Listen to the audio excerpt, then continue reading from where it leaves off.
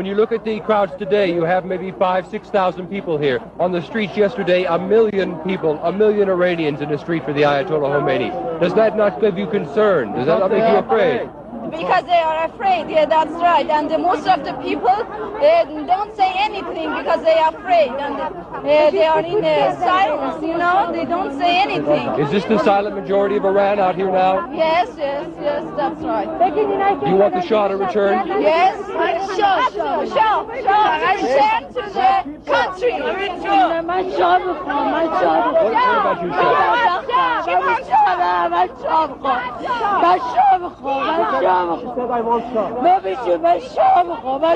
Why do you want the Shah? Why does she want the Shah?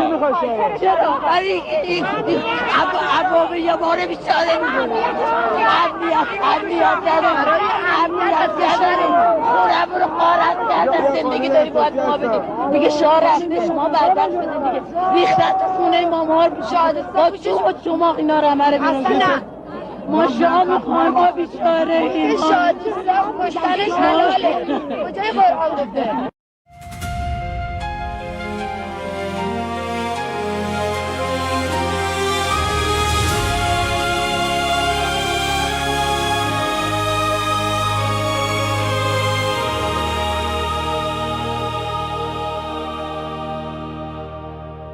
47 years we've been bleeding in the dark, under the shadow of the Islamic regime, with a stone-cold heart.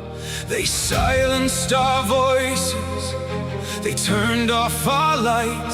58 days without internet, but we still fought the night. Our children took the streets, they raised their empty hands, and the world looked away. Do you understand? Do you know Europe? Do you know what's been done? Do you know Europe? 42,000 souls are gone, killed in 2 days by a regime drenched in blood.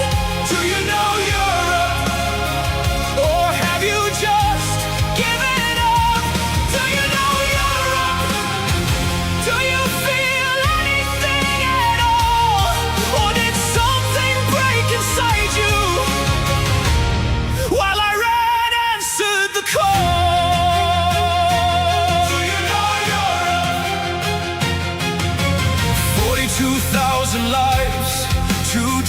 that's all it took. Mothers and fathers and sons, did you even look? We stand with Crown Prince Reza Pahlavi, our hope and voice. Millions behind him marching, he is our only choice. He only fights for freedom, democracy and human rights. But you mock him in your chambers while he fights for our lives, to pull us out of this darkness, this century-long night, while you sign deals with our killers and call it diplomatic right. Do you know Europe? Do you know what's been done? Do you know Europe? They hang 60-40 souls one by one, hanged within 4 months by a regime drenched in blood. Do you know Europe? Or have you just given up? Do you know Europe? Do you feel anything at all? Or did something break inside you while Iran answered the call? Do you know Europe?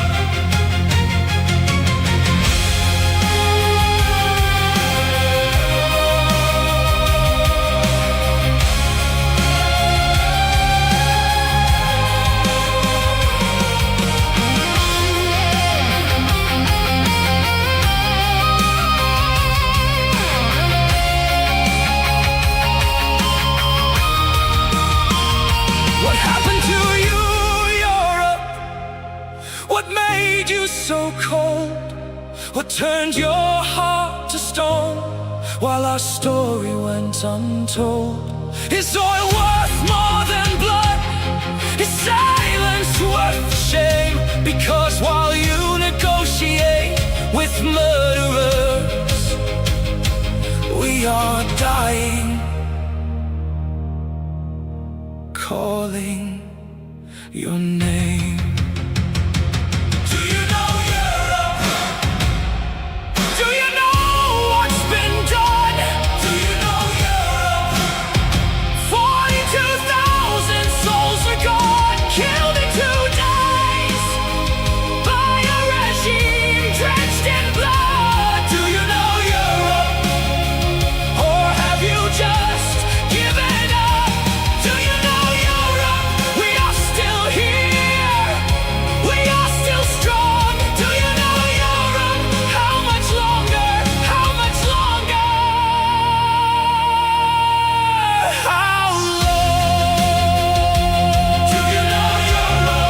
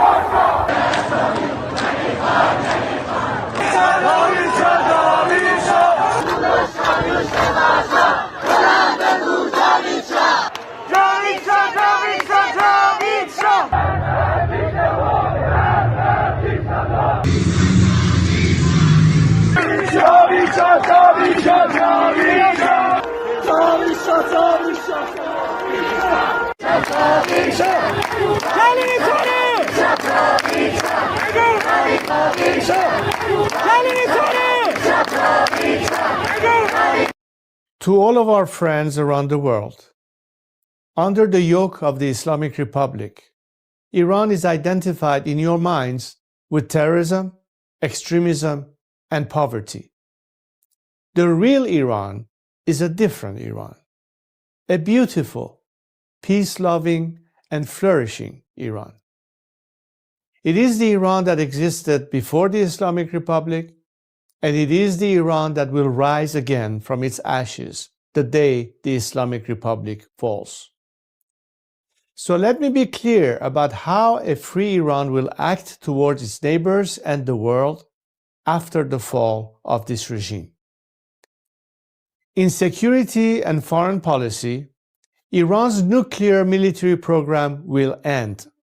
Support for terrorist groups will cease immediately. A free Iran will work with regional and global partners to confront terrorism, organized crime, drug trafficking, and extremist Islamism. Iran will act as a friend and a stabilizing force in the region, and it will be a responsible partner in global security. In diplomacy, relations with the United States will be normalized, and our friendship with America and her people will be restored. The State of Israel will be recognized immediately. We will pursue the expansion of the Abraham Accords into the Cyrus Accords, bringing together a free Iran, Israel, and the Arab world. A new chapter will begin, grounded in mutual recognition, sovereignty, and national interest. In energy, Iran holds some of the largest oil and gas reserves in the world. A free Iran will become a reliable energy supplier to the free world. Policymaking will be transparent. Iran's actions will be responsible. Prices will be predictable. In transparency and governance, Iran will adopt and enforce international standards. Money laundering will be confronted. Organized corruption will be dismantled.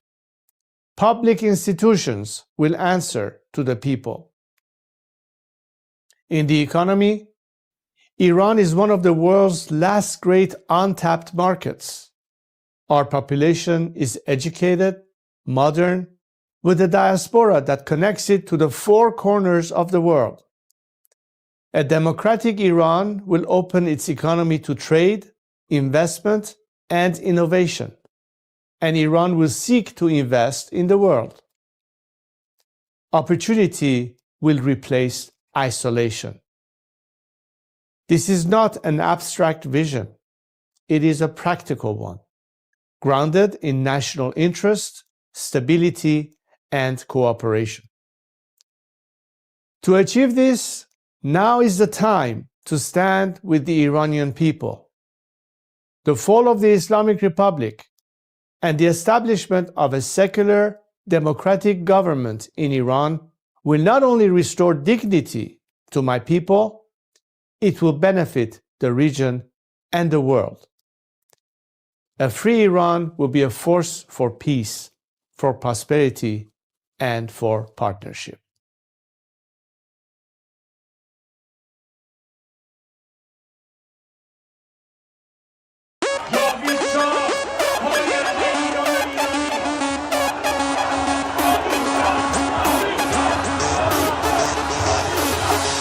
وقتی واسه غم نی گرچه قصه هامون کم نیست همه خسته این قبولم ما فرصتی واسه ماتم نیست روشن میشه فردا خورشید سرزمین ما سرم باز و سینه سپر بلند میگم جاوید شاه وقتی واسه غم نی گرچه قصه هامون کم نیست همه خسته این قبولم ما فرصتی واسه ماتم نیست روشن میشه فردا خورشید سرزمین ما سرم باز و سینه سپر بلند میگم جاوید شاه روبروم یه واژه یه هدف به نام انتقامه پشت پشت سرم دعای مادر و تو دستم تفنگ بابامه.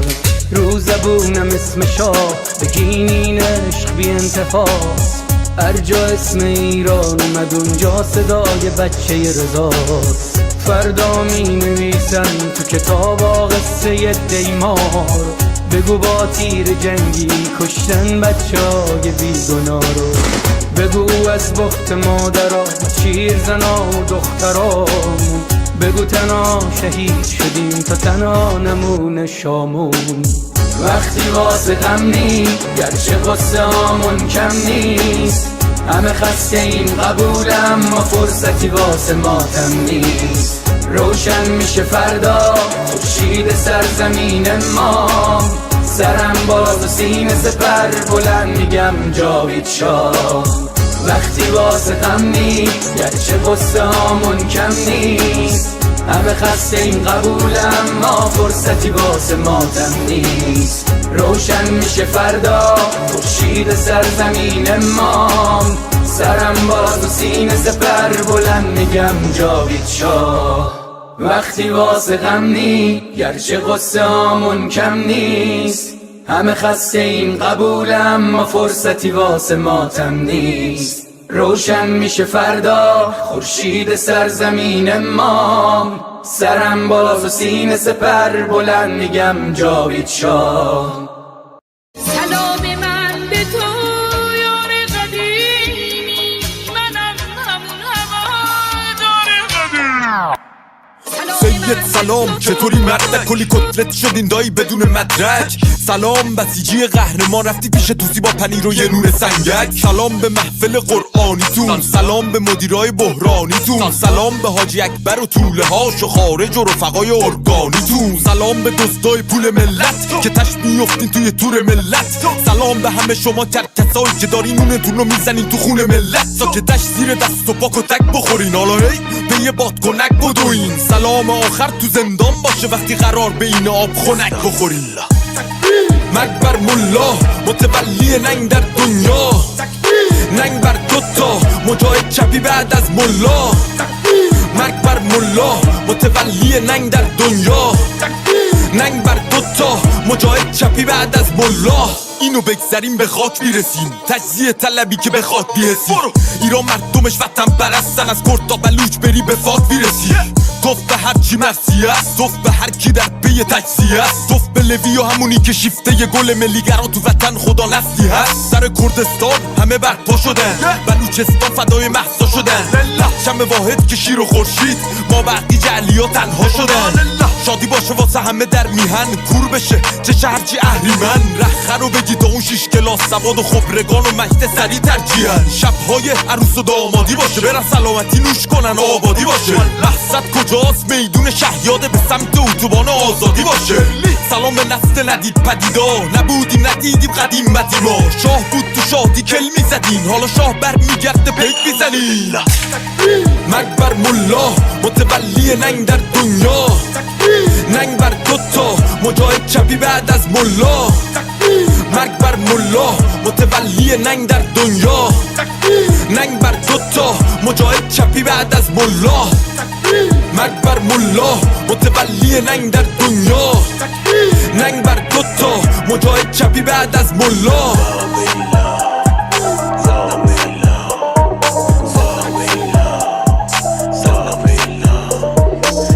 فاهنگ به این خوشگلی بانو آیده بود.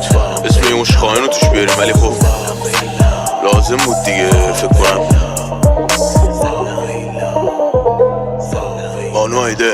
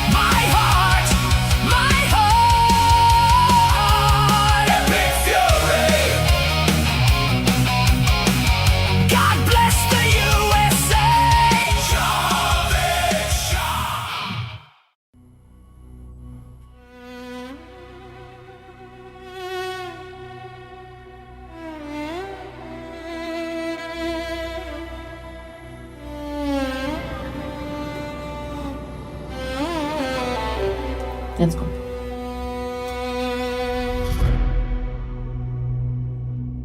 میخوام بگم از دلم، از عشق به این میهنم، به امید روز شکست دشمن شاه برمیگرده به وطن.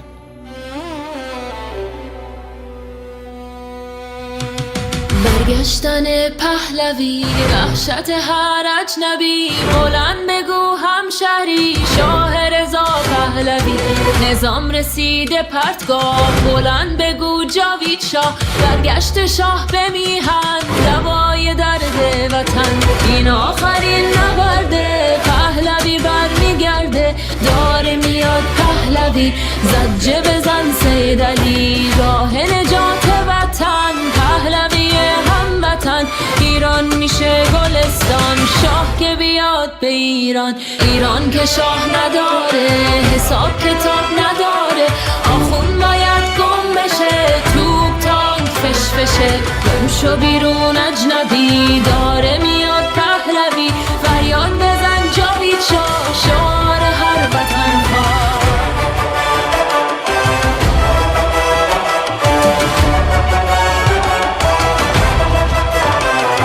ما شاه میخوایم نه ملا، بذار بشنوه دنیا. ایرانی داد بزن، شاه تو فریاد بزن. برگشتن پهلوی، وحشت هر اجنبی. بلند بگو هموطن، شاه رضا پهلوی. فریاد بزن جاوید شاه، شعار هر وطن خواه. بلند بگو جاوید شاه، شعار هر وطن خواه. فریاد بزن جاوید شاه، شعار هر وطن خواه. فریاد بزن جاوید شاه، شعار هر وطن خواه. بلند بگو جاوید شاه، شعار هر وطن خواه.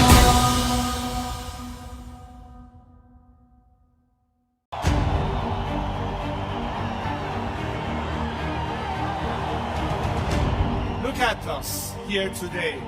We see so many flags representing so many nations. We know we are not alone, and we thank you for being with us.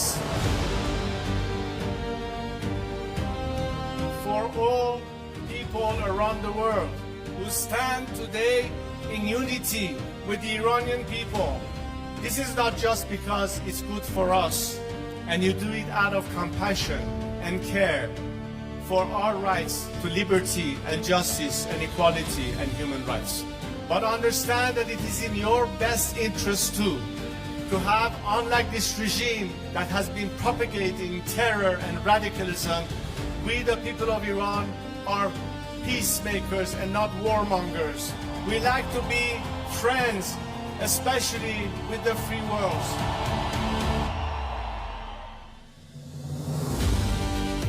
We'd like to be able to have the best neighborly relationship with the people of our area and the region, with the Arab countries, with Israel, and all our other neighbors. We are fighting for justice, we're fighting for human rights, we are fighting for liberty, we're fighting to put an end to all sorts of discrimination. Because as an Iranian, I stand here to tell you that I've dedicated 47 years of my life because I think that my country deserves far better than what we have right now.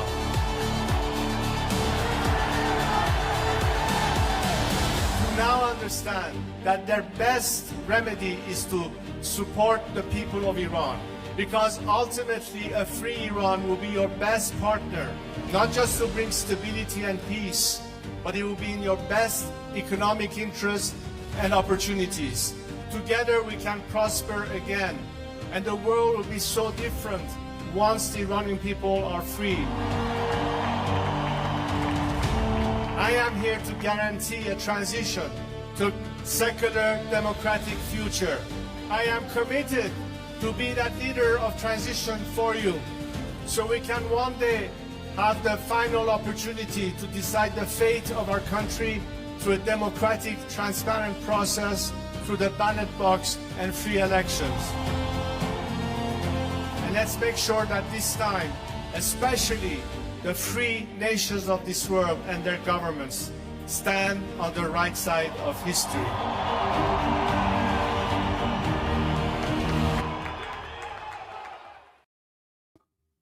Well, Durud, everyone. Good morning, good afternoon, good evening, wherever you are.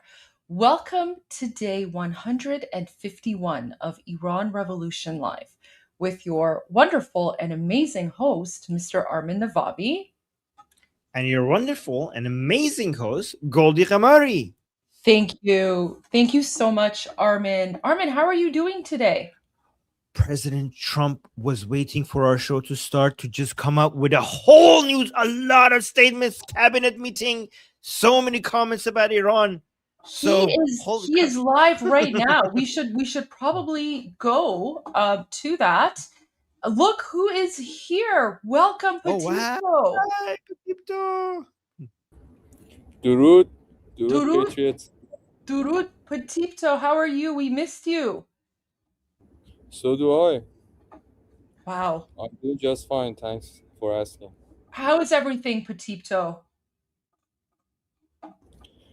You know, it's a critical question, and to be honest, I was trying to be with you tonight to more talk about on this matter, and glad to for you to ask it.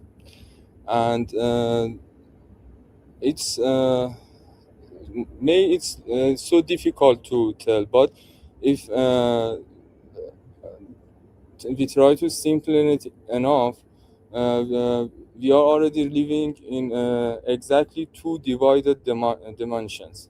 One of them is some dark theories and some dark ideas of IRGC forces staying alive and losing a battle to America and so on, what gibberish are they are saying. But exact opposite side of community and people are on the bright side, and it's like 50-50 dividends. You know what I'm saying? We are just right in the between of something very, very big happened, and some of the people are denying it, and some of them are believing it, and it's going to be phenomenal in my point of view. Wow. Okay. Well, Petito, can you stay with us for a little bit, because President Trump is live right now speaking about Iran. So we were going to play that. Are you able to join us for that and listen as well? Of course, take your time. Okay, great. So let's go to that. Thank you so much. So President Trump started. So Armin, do we want clips or do we want to play the whole thing? So I have some clips. I have some clips from the Department of State, some clips from Fox News, some clips from Rapid Response. Some of them might be overlapping. I don't know if it's all the Iran clips. I know he's not just talking about Iran. A lot of it is not about Iran. So the benefit of going with the clips is that we will avoid the parts that is not about Iran. The negative about doing the Iran clips is that we can't 100% be sure about whether or not we covered all the Iran parts. So what do you think based on that? Well, I don't know, because he's live right now. So we can try to skip through the parts that are not about Iran, but I'll leave it up to you, because this live started about an hour ago. Oh, it would be easier to do the clips, in my opinion, because there's a lot, because then if we skip through, like, it would be hard to just because the audience would have to just watch us trying to find the Iran parts, and they might get bored of that. But what do you think? Yeah, sure. Let's do that then. Let's go with the clips that you have. Okay then. Unless the audience wants something else, obviously we will go with you guys, whatever you guys want. All right, let me bring not this one, but this one. Okay, let's see.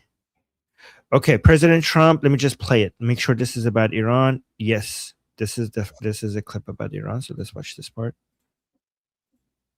Okay, I have to bring it up on the screen though. Oh, sorry about that.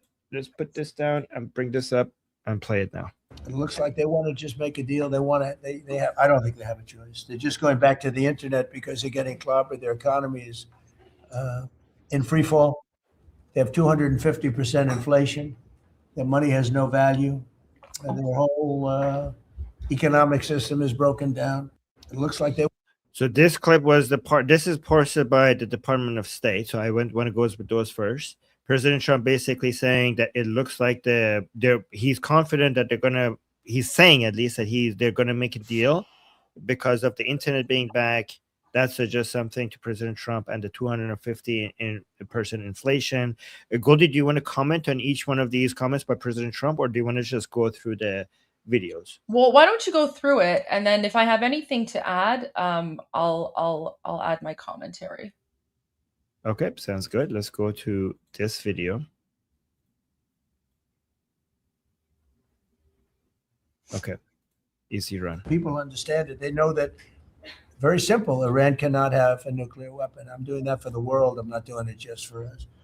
And we've had great support from other nations, by the way. We don't need it at all, but we've had great support from other nations. The problem is you always get the support when you don't need it. When you need it, you don't get the support. With Operation Epic Fury, our warriors are ensuring that the world's #1 state sponsor of terror never obtains a nuclear weapon, and they won't. People understand it. They know that. So this is about the commentary, like the people's opinions in the United States, knowing that that's what they need. So before I go to rapid response, let's look at the first page of the Department of State to see this one is not Iran. This is China. This is Cuba. This is Venezuela.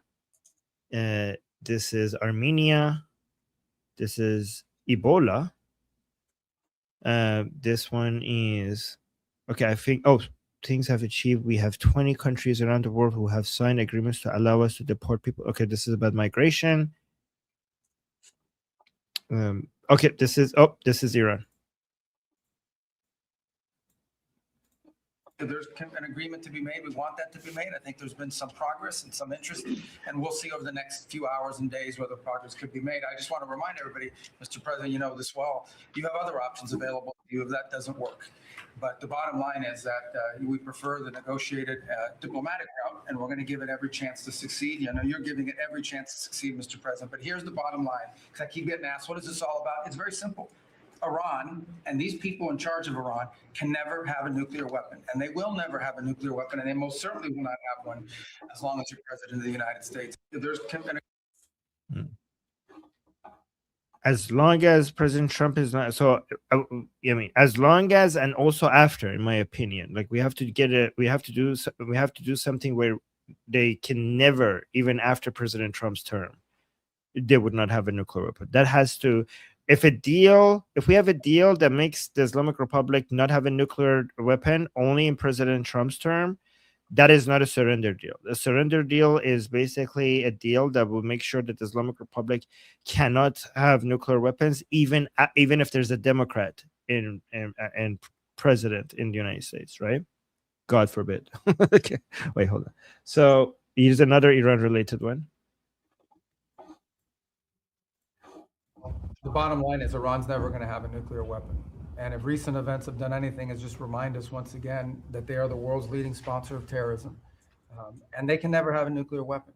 Now, the president's preference, Mr. President, your preference has told us repeatedly, is always to negotiate these things and to figure out if you can have agreements. Diplomacy is always the first option.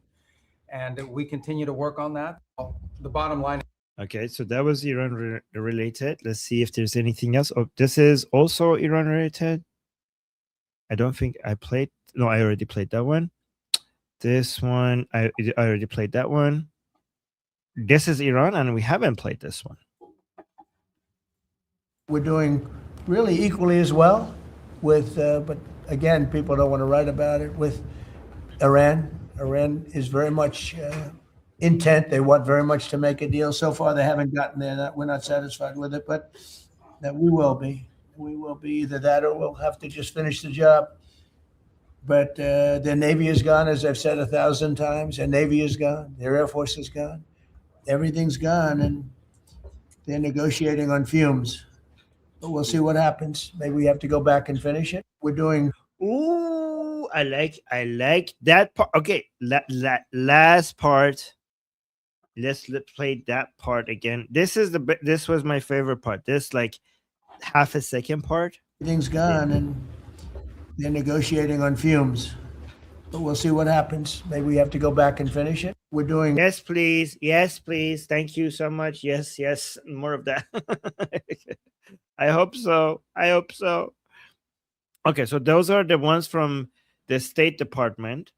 Would we want to also check if rapid response, if we go through rapid response, a lot of it might overlap, but we might get something that we didn't get.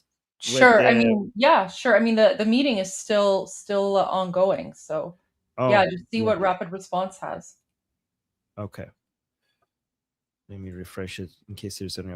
I like how these accounts like grab these clips in real time as the discussion is going through. These whoever's behind these accounts is doing a great job. Thank you, guys.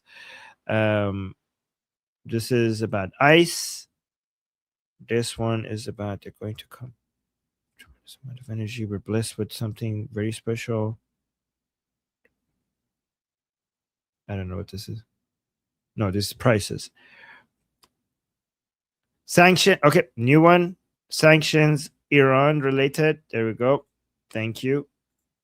Is the U.S. considering easing sanctions on Iran to allow Iran to sell its crude to market? No, we're not talking about any easing of sanctions or giving money. No sanctions, no money, no nothing. Fake news. It was all fake news. It was all fake news. We can go back to relaxing. Remember, guys, everybody was like, nah, this is JCPOA again. This is the Obama deal. Apparently, no, it's not. Listen to this part again. No sanctions relief. Is the U.S. considering easing sanctions on Iran to allow Iran to sell its crude to market? No, we're not talking about any easing of sanctions or giving money. No sanctions, no money, no nothing. We have control of money that they claim is theirs. We'll keep control of that money. When they behave properly and when they do what's right, we'll let them have their money. But right now, we're not doing that. And it's one thing is not contingent on the other. Is the U.S. considering? Oh my God, this is so good. See, Goldie, everybody keeps panicking. All the analysis, all the fake information. They're going to give the money. They're going to release the money. They're going to remove the sanctions. This is the same as the Obama deal. President Trump is going back on his words. Still, every time we go back, it's like, nope, we're not doing that. So, yeah, guys, wait until you see what actually happens before you panic, right? Okay, that's what Iran related. Let's go down. Oh, it was a very dangerous place. Nope, that was DC. That's not Iran. This is Iran. Let's see if this is new Iran related. The strait's going to be open to everybody. It's and who would control it? International waters. Nobody's going to control it. We're going to watch over it. We'll watch over it, but nobody's going to control it. That's part of the negotiation that we have. They would like to control it. Nobody's going to control it. It's international waters, and Oman will behave just like everybody else, so we'll have to blow them up. They understand that. They'll be fine. The straits. What? Wait, hold on. What? I think I misheard that. Control it. That's amazing. Part of the negotiation that we have. They would like to control it. Nobody's going to control it. It's international waters, and Oman will behave just like everybody else, so we'll have to blow them up. They understand that. Wait, Goldie, did President Trump just threaten Oman? Yes. Yep. He said Oman will behave or we'll blow them up as well.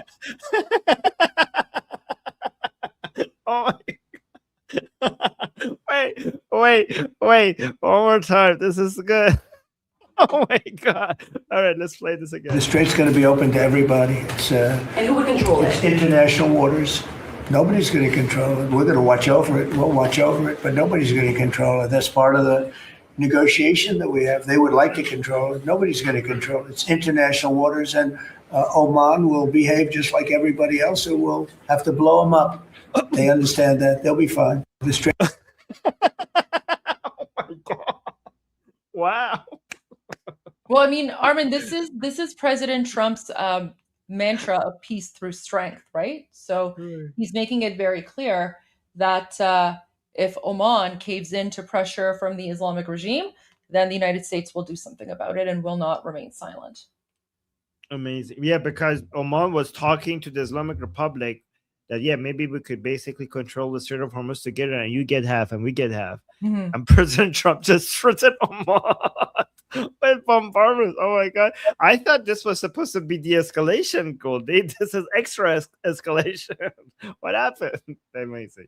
Guys, this is why you come to Iran Revolution Live, okay? Because everybody is basically lying to you. Here, let me see. This is pharmaceuticals. This is PPP loans. This is Iran. But I think we covered. No, okay. This might be an overlap here. Let's see. So with that, I'm going to ask Pete to talk a little about some of our great success. Yes, sir. Including Venezuela, you might talk. Absolutely, sir. I think actually your efforts on the reflecting pool are actually a great segue. If you look at Washington and Lincoln, these are two men that faced monumental tasks and stood up in historic fashion and delivered for the American people. And when you step back and look at 47 years of what Iran waged war against us and our people, there's only one man over the course of both presidency who has stood up and said they will never get a nuclear weapon, as Marco said. So whether it was Qasem Soleimani, whether it was scrapping the Obama deal that was going to give them a weapon, whether it was the 12-day war or Operation Midnight Hammer, you created the conditions to ensure the American people and the world are safeguarded from this generational threat. And so when you authorized Operation Epic Fury, just like you talked about with the reflecting pool, we didn't do the same old thing the way we'd done it in the past after Iraq and Afghanistan, the way we waged wars. Instead, you said, we're going to do this smart. We're going to do it overwhelming. We're going to use maximum lethality, and we're going to bring them to their knees. And so whether it's their Navy that's at the bottom of the Persian Gulf, their Air Force, their air defenses, or their defense industrial base, they may have missiles, but they can't build more right now. And they can't build more drones right now. And they can't build more ships. And so they came and cried uncle to talk, which Steve and Jared and the vice president and others are doing so ably. And during that time, we put in a world-class blockade. And they haven't been able to bring anything in or anything out from Iranian ports. And we know from the intel that their economy is hurting big time because that is their lifeblood. And again, bringing them to the table. So whether it is through the efforts of your negotiators that they ensure that they never have a nuclear weapon, or we have to go back to the War Department to finish the job that way, we're prepared to do that. And I think even our reach on the dark fleet of Iranian tankers, no Iranian tanker around the globe is safe. And we've seen seizures all around the globe, again, choking off their economic lifeblood. But all of this is possible, Mr. President, thanks to the investments that you've made in this department, firing on all cylinders. For the second year in a row, we're at historic recruitment rates. Last year, we said that here. This year, we beat it even faster. The American people are excited about what you're bringing to our department. Our defense industrial base, $50 billion in private investments because of the meetings you've held. Defense manufacturers are investing in new plants and new manufacturing, new production lines, so that we're getting weapons faster than ever. And then the $1.5 trillion that you've committed to the department going forward, that's 1 million American jobs, 1 million American manufacturing jobs. That's Golden Dome for America. That's F-47. That's B-21. That's 50 billion in drones. We're going to lead the world in drones, shaving years off of production of all of those, everything under budget and ahead of schedule, which is what the warfighter deserves. And we saw it. You mentioned Venezuela, Mr. President. You saw it on display there. Think of the fact that our Southcom commander just landed via helicopter at our embassy peacefully at the welcome of the Venezuelans, because we're now partnering with them, hopefully, even on the counter-cartel mission as we secure our hemisphere. So we've secured that southwest border. We're going to war with the cartels through the America's Counter-Cartel Coalition. Venezuela is a big part of securing our energy future and defending the homeland. And then I just want to note one more thing to give you a sense of how committed this president is. Maybe a year ago, he heard the call of Nigerian Christians who were being targeted and killed by ISIS in Nigeria. And he said, Pete, I want the War Department to focus on ensuring that we do everything we can to protect those Christians. Partnerships like that can take time behind the scenes, but he never wavered on it. And we got the assets there. And over the last month, and there hasn't been much coverage of this, we killed ISIS #2 in Nigeria, who's most responsible for killing Christians and trying to target the U.S. homeland, and have since, because of the intel we gathered, killed hundreds of ISIS members who who were targeting and killing Christians in Nigeria, creating a whole new opportunity there. So there's a lot of things we do that the media pays attention to, and a lot of things that the president empowers the department to do on behalf of the American people that he deserves great credit for. All right, we got two new updates that Goldie is keeping an eye on and sending over. Thank you, Goldie, for keeping an eye on all of this. So here are two new Iran-related clips. Well, I think we're doing very well. I think starting to give us the things that they have to give us. And if they do, that's great. And if they won't, then the man on my left is going to finish them off. Is there a time frame in your mind? What? Is there a time frame in your mind for? I mean, it happens quickly. The problem is every time I mention a time frame, for instance, I see, we've been doing this for a few months. Vietnam lasted 19 years. Korea lasted 8 years. Afghanistan lasted many years. They were all many, many years, and we're into it for a few months. And I read about you people like you. What's taking so long? But we're in it. We lost between two wars, two big wars, Venezuela and Iran. We lost 13 souls, 13 great people. Met the parents, great people. And it's a terrible thing, but 13. If you look at the war casualties and the deaths in wars for Vietnam and all that, they lost hundreds of thousands of people in numerous of these wars. We're very cognizant of that. We want to lose very few. We want very few to be injured. We're very careful. But war is war. War is dangerous. But we've lost 13. I saw the Democrats took an ad putting in the 13 people that were lost. And when you look at hundreds of thousands of people that were lost in the Middle East, Iraq, all the different wars we were in, we have done an amazing job. With that being said, I hate to lose 13. I hate to lose one, but we've been very... This is actually a very important thing that President Trump does a really good job putting this in context, because people keep losing their mind right now that why hasn't we have had success yet after 3 months. It's ridiculous that these people are saying that America has lost after 3 months, even though we had more success in 3 months than any other military operations in history. The results that they want, they haven't seen it in 3 months. Is ridiculous when you compare it to any other war in the history of the United States. We've been very capable. I mean, when you think of it, we took over Venezuela in one day. We have done a similar job, but we said, well, give them a little chance at the request of somebody that we greatly respect from Pakistan, the field marshal and the prime minister. They've been great. They asked us, would we pause the war for a little while because they'd like to do so. We'll do that. But we had them beat. They're, no better now. We could close that out very quickly. If we can do it in a different way, that'd be good. If we get everything we want, but we could close that out very, very quickly, and we may have to. I don't think so, but we may have to. Okay, we got another clip. Goldie found another one. Thank you, Goldie. This is the latest Iran-related segment. I don't know if this is Goldie, the same one that you played before with Pete Hegseth. So let's watch this and see. It could be the same one. I'm not sure though. So yeah, no worries. We could do that. So with that, I'm going to ask Pete to talk about some of our great success. Yes, sir. Including Venezuela. You might. It is the same. Okay. All right. Yeah. Do we have anything else? Or not at the moment, no. But I'd love to go to Petito and hear his thoughts, not just only on what's happening, his thoughts on President Trump, but also for him to give us all of the updates and input coming out of occupied Iran, especially now that the internet is back up. We're starting to see a lot of messages and a lot of new footage that hadn't been previously shared before. So, Petito, go ahead. The floor is yours. Thank you.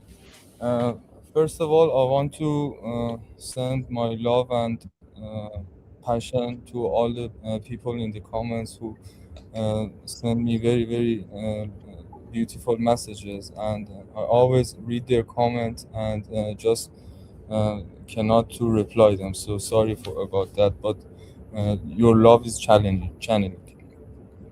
But most important matter that you addressed in your talks right now is the internet some kind of backing online in Iran? And I see the media and propaganda are translating this so-called connection of international internet for Iranian people. They are projecting it's like a IRGC achievement or regime achievement. I just want to make a clarification. I just want to justify your thoughts about that.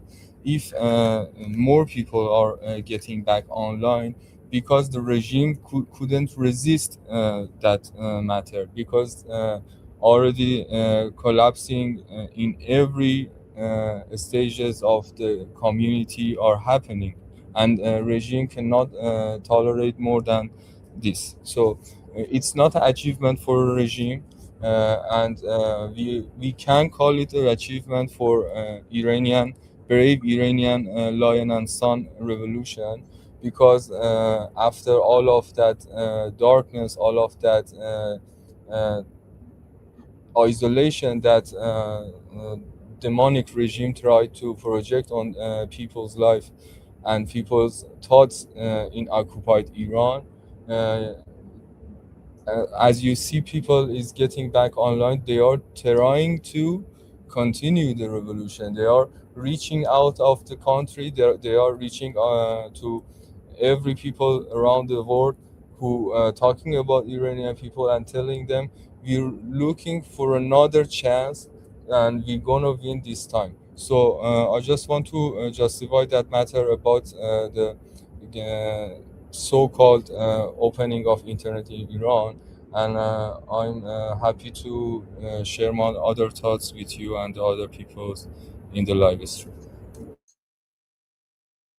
Thank you so much, Petito. Yeah, I mean, if you have any other thoughts or input from what you're seeing happening inside of Iran, let us know, and then we're going to go to some other messages as well. We're getting some new footage. Armin, have you seen the new videos that are coming out from Damo? You're on mute. Oh yeah, guys! Like yes, guys. Because the internet is back in Iran, there's so many videos that we haven't seen from Demo that is getting back on the internet.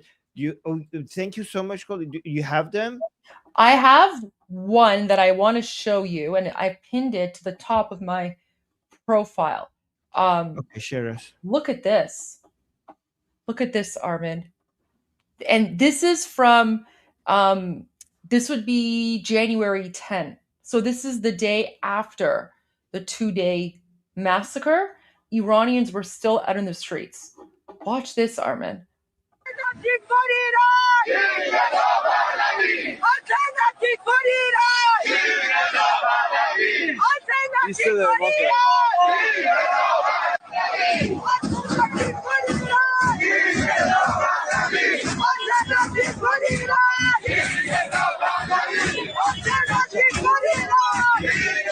عکس آلترناتیو ایران خامنه ای ببین کور شو این عکس آلترناتیو مردم ایرانه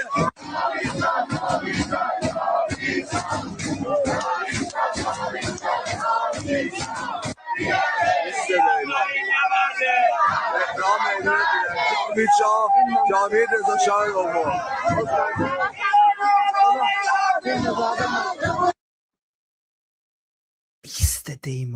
Beast Demo.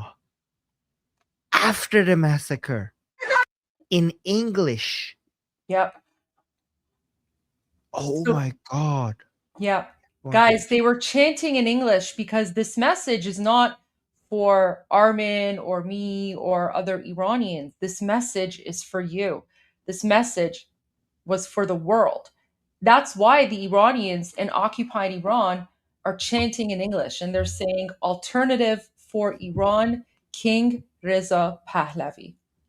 This is why the Islamic regime shut down the internet. This is why the Islamic regime has been trying to silence the voices of Iranians. And this is why, guys, this is why the Islamic regime and their propagandists for the last, 4 or 5 months have not only been silencing Iranians in occupied Iran, but they have been attacking those of us outside of occupied Iran.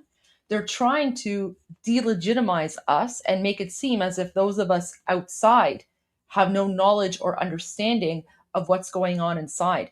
I mean, I honestly, Armin, I can't think of any other group of people where there has been so much racism towards them, where they've basically been said that the diaspora population is not connected to the real population in the country, and the diaspora population has no idea what's going on, and they're just in their own delusional whatever, they're just lying, and it's their own political objectives. Meanwhile, the Iranian nation, regardless of whether or not we're inside or outside of Iran, we have never been more united, because keep in mind, all of us have friends and family inside of occupied Iran.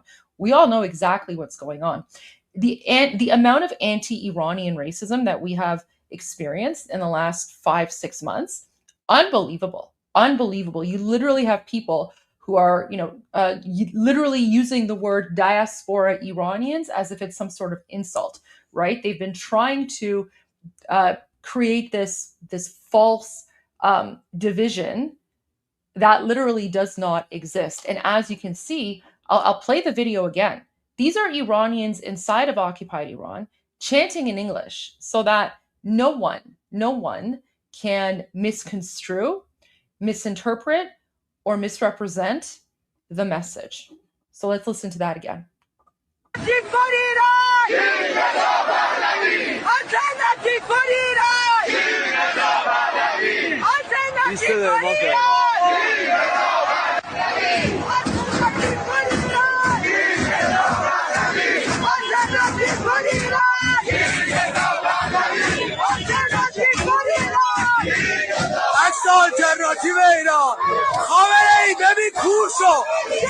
So over there, he's saying, Khamenei bebin kursho.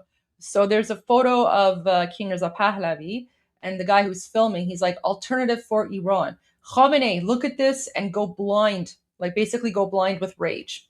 This was, of course, back in January when the supreme dictator was still alive. And then he says, King Reza Pahlavi is the only alternative for the Iranian people. And of course, everyone's chanting.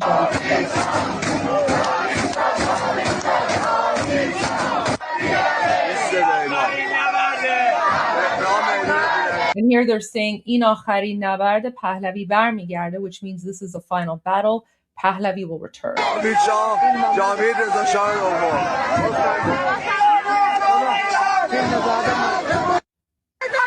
so go ahead, Armin. So the 3 points that Goldie already mentioned, and I think are the most important things that we're getting out of this, is that this video is from January 10th. That's the first point. That means that it was the massacre happened in January 8th and January 9th, and these people came out after the massacre. That's point number 1. Point number 2 is that there is no other reason why these people are chanting in English other than for you to hear them and for you to amplify their voice. This is for you who are watching this outside of Iran. They're chanting in English, so you can there could be no doubt in what they're saying, so that hopefully you guys in the chat could help amplify it. That's the only reason why they're chanting it in English, right? And the third point, and I think that's the most important point, they are showing that their support for King Reza Pahlavi has not gone away even a little bit. In fact, if anything, it has gotten stronger. Because some people and some anti-Pahlavi propaganda forces were trying to suggest that, after the massacre, the support for Prince Reza Pahlavi will fall. You could see that they came out and showed that they continue to support Prince Reza Pahlavi. And by the way, Goldie, I had a Persian show earlier today, because internet is back in Iran. Mm-hmm. And there's a lot of things that people in Iran are concerned about. But one thing that I ask people is, What about support for Pahlavi? Has that been diminished? They all said not even a bit.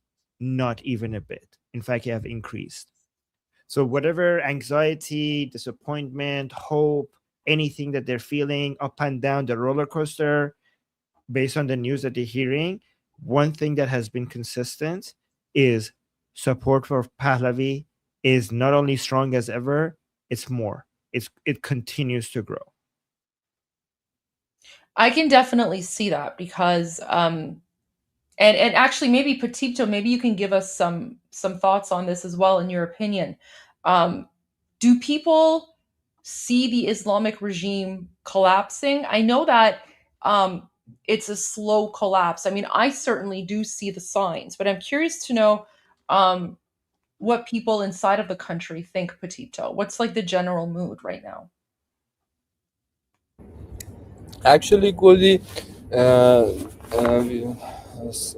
I said earlier, everybody seeing a big impact and big momentum and feeling a big thing is happening, but some is in a state of denial, but some is facing the truth. And most undeniable fact that any people from any kind of uh, person who lives in Iran, from each party or each type of thinking, is economy. And as we talking in this show, and as days are passing for last 5 to 6 months, some impacts of earlier of this movement from like a year ago or 6 months ago are showing themselves right now. So the uh, domino of this collapse is speeding up, and anybody can feel it in this their lifestyle, and everybody wants to change that. So the main fact about this transitioning in people's feeling is no matter of which side of the people are inside Iran, no matter you are in the top party of freedom fighters people, or you are in the low members of regime supporters.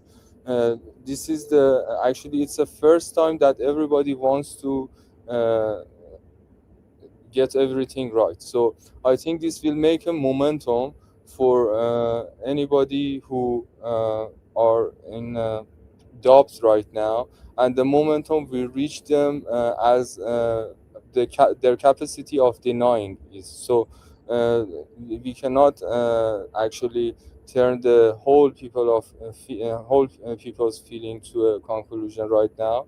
But with this fact, I can say everybody here believe that something big is going to happen. So it's matter of the time, and it's matter of the impact for people to rise. But everybody knows this time we will rise and finish the job. Okay, thank you. Thank you for that, Petito. If you see any, because I know you're very social media savvy as well, if you see any links to new footage or messages or posts on X that you want us to share, please send it over in the chat as well, so that we can share that, because I am monitoring and trying to keep an eye on some of the new footage that is coming out out of occupied Iran right now. But everyone's focused on President Trump. I wanted to share I wanted to share President Trump's newest Truth Social posts as well. So this is interesting, Armin. So earlier today, President Trump posted this screenshot from an Instagram post of the newspaper called the Jerusalem Post. A tongue twister that was. Anyway, so he posted this on his Truth Social. Sexual abuse in Iranian prisons sharply rises during ceasefire. One protester told the media line she was raped with a baton during interrogation. Another man attempted suicide after agents claimed they desecrated his wife's body. Human rights groups say at least 3,646 Iranians have been arrested since the war began, with internet shutdowns hiding the true scale. President Trump posted this on his Truth Social, Armin. Wow. To me, that signals that President Trump is well aware of what is happening inside of occupied Iran. And President Trump is a rational, logical person, right? He's not like the Islamic regime. No rational or logical person would look at a headline like this and think that the government, and I use the term lightly, the government in charge should stay or should remain, right? So, given the fact that President Trump is using his own social media platform to raise awareness about the horrors that you and I and Petito and many others have spoken about, this to me signals that I don't think President Trump is interested in appeasement. I don't think that President Trump is interested in keeping the Islamic regime around. Now, obviously, I and you and Petito and pretty much all Iranians, and I think Israelis as well, we would love it if the Islamic regime was ended today or tomorrow, right? And even more so because of the humanitarian crisis, because of the horrific reality that happens in occupied Iran, things that a lot of people can't even fathom happening. But for us Iranians, it's pretty much a daily occurrence. President Trump sees that. And given that President Trump is raising awareness about this just makes me even more convinced that whatever President Trump is doing, there is a plan in place that will lead to the downfall of the Islamic regime. We might not know what route it's going to take. We might not know the path. However, I do believe that the destination is the fall of the Islamic regime, one way or another. Because if he didn't care about the humanitarian aspect of what's going on, why would he bother posting this on his Truth Social? I think, first of all, you're so correct, but and also I think President Trump is personally, on a personal level, very disgusted by the Islamic Republic, like very disgusted. Like, and I think he thinks about, based on the posts that we've seen of him, I think President Trump thinks about how vile and evil the Islamic Republic is to an Iranian level, not just as a politician trying to do his job, but on a personal level, as an individual, from a moral perspective, not just from a political perspective. And I think that when he posts these things, he wants to encourage more Americans to feel the disgust that he feels for the Islamic Republic. He's encouraging more people to also be as disgusted at the Islamic Republic, and to encourage more buy-in for getting rid of this evil from the globe.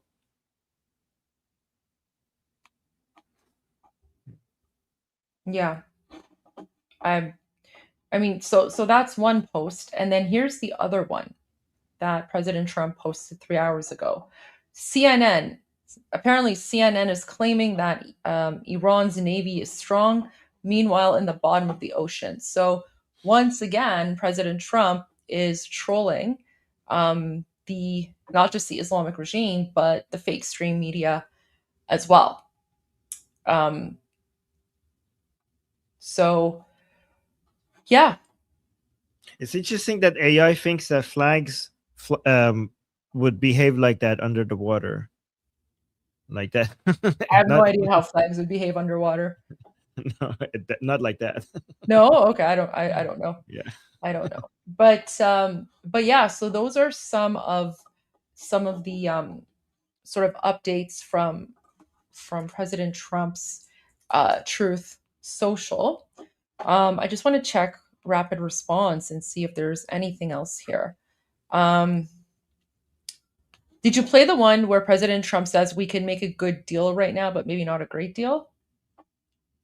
No, is that a newer one?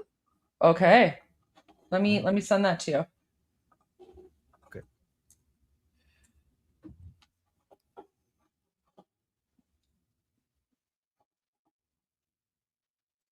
Thank you.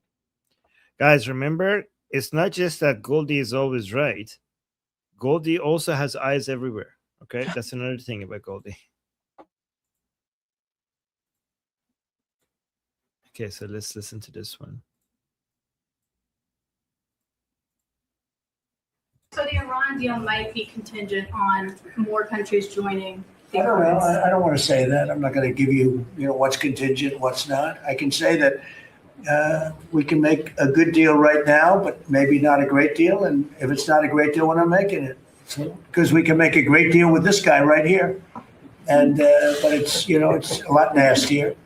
Probably. This is so good. A good deal is not enough. And if it's a good deal, we're not making it. They're only waiting for a great deal. Guys, a great deal means a surrender deal.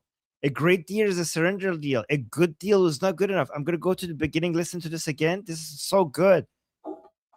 This shows that Goldie was right, as usual. So the Iran deal might be contingent on more countries joining. I don't know. I don't want to say that. I'm not going to give you, what's contingent, what's not. I can say that we can make a good deal right now, but maybe not a great deal. And if it's not a great deal, we're not making it. Because we can make a great deal with this guy right here. And but it's it's a lot nastier. Probably wouldn't go as quickly. We wouldn't be talking about it as quickly, but it would be foolproof. But I think we're doing very well, Steve. I think we're doing pretty well in terms of the negotiation. But we'll see. If it's not going to be a real deal, because Obama had that horrible JCPOA, whatever it was the worst deal. It was a path for Iran to have a nuclear weapon very quickly. Years ago, they would have had a nuclear weapon. We might not be here talking about it right now. They would have had a nuclear weapon. And frankly, Obama picked the wrong country. He should have picked another country. I won't tell you what it was. But he picked the wrong country when he picked Iran. But we have things understood now with. Wait, now I want to know what country is President Trump talking about? I don't know. We have things understood now with Iran. It's been nasty. They've lost their leaders. They've lost. And it really is regime change. We didn't set out for regime change. But by the fact that we're dealing with a totally different group of people than we were at the beginning. And frankly, I find them to be much more reasonable. I actually find them to be smarter. But I find them to be much more reasonable. This is regime change. One regime is gone, another regime is gone. We're dealing with the third. So, guys, remember, this is just President Trump messing with the Islamic Republic. Like, I know some people in the chat are like, well, there hasn't been regime change yet. We know that, but this type of talk, it has been helpful in dividing the Islamic Republic and causing infighting. So just keep an eye on that. Like, keep focus on that. Pieces of it, because some of them are gone too. Oh, that was the end of it. Okay, great. There's also something else that I want to share. And this is why we should never trust reports coming from the Islamic regime. I mean, so here's the thing. All of our viewers, everyone who watches Iran Revolution Live, I mean, you guys are smart. You already know this. We have, in the past, we've shown you Islamic Regime State TV. We've had Armin translate it. And we've pretty much exposed their lies and hypocrisy, right? Because if their lips are moving, they're lying. However, for some insane reason, certain media outlets in the United States, for some reason, still take what the Islamic regime says on its state TV, which is pretty much propaganda for the Islamic regime, they take it at face value. So here you have Rapid Response calling this out. So apparently, earlier, Fox News reported just in Iranian state TV, guys, that's pretty much Durka News Network, and you guys are familiar with Islamic regime state TV, has published what it claims is a new draft proposal for peace with the US. And it reportedly, it reportedly still clashes with several major American red lines. The proposal allegedly includes demands tied to Iran's nuclear program and future enforcement measures, while also calling for $20 billion in frozen funds to be released as part of the deal.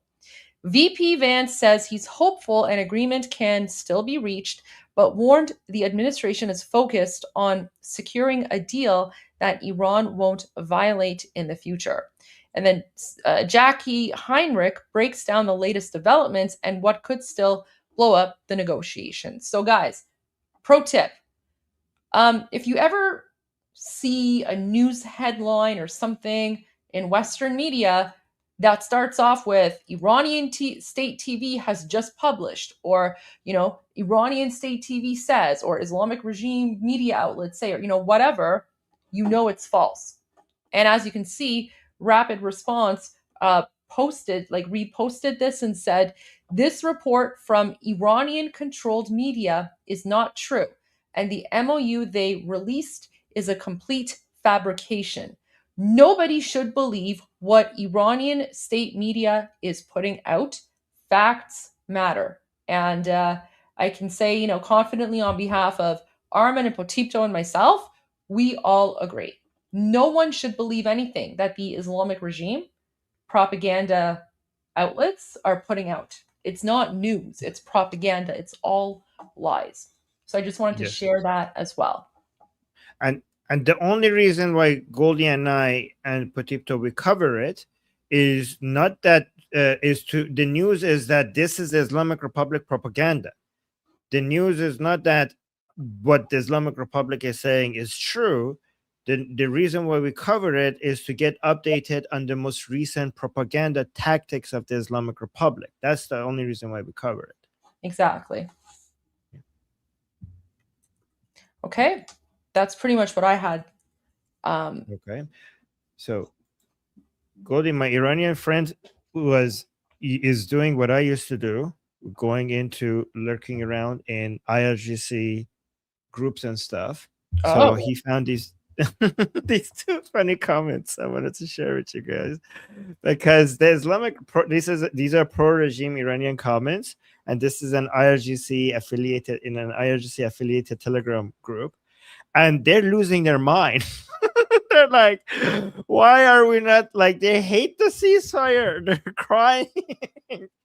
Oh my god, some of them actually want to end their own life, like they're so depressed that there's a ceasefire. They're like, why have we stopped winning against the Americans and Israelis? So they think that the regime officials are betraying them with the ceasefire. So I just wanted to highlight two of these comments. So this guy is saying مذاکره سم است به راستی باید با رمز یا زینب شماره 17 و با شجاعت سربازان گمنام امام زمان به سوی پایگاه‌های شیطانی این دشمن کافر حمله شویم. دیگر بالاتر از سیاهی رنگی نیست. So this guy wants to Leroy Jenkins Americans, okay? He's saying, like, guys, these negotiations are poison. We should go to war with the brave unnamed soldiers of the Mahdi. We should just all rush towards the bases of these satanic infidel enemies. Let's just all rush towards the bases. Okay, so this guy just wants to Leroy Jenkins the American bases of the regions. It's like, why are we negotiating with them? Okay, right. So there's this, and there was this other comment. Okay, this guy saying آقا نمیدونم چرا اینجوری میکنن. بابا نمیخوایم مذاکره، الان فقط میخوایم بزنیم.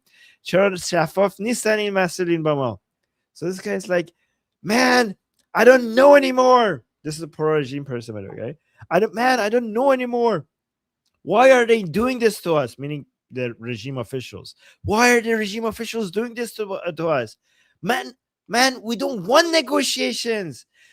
It's the time to strike. It's all right now. It's the only time. It's the time to strike. We should just strike. Why are the regime officials not being transparent with us? Like, he's basically complaining for why we're negotiating. So this is like the mood among the pro-regime people right now. Okay, Yeah. just wanted- So I mean that's go ahead.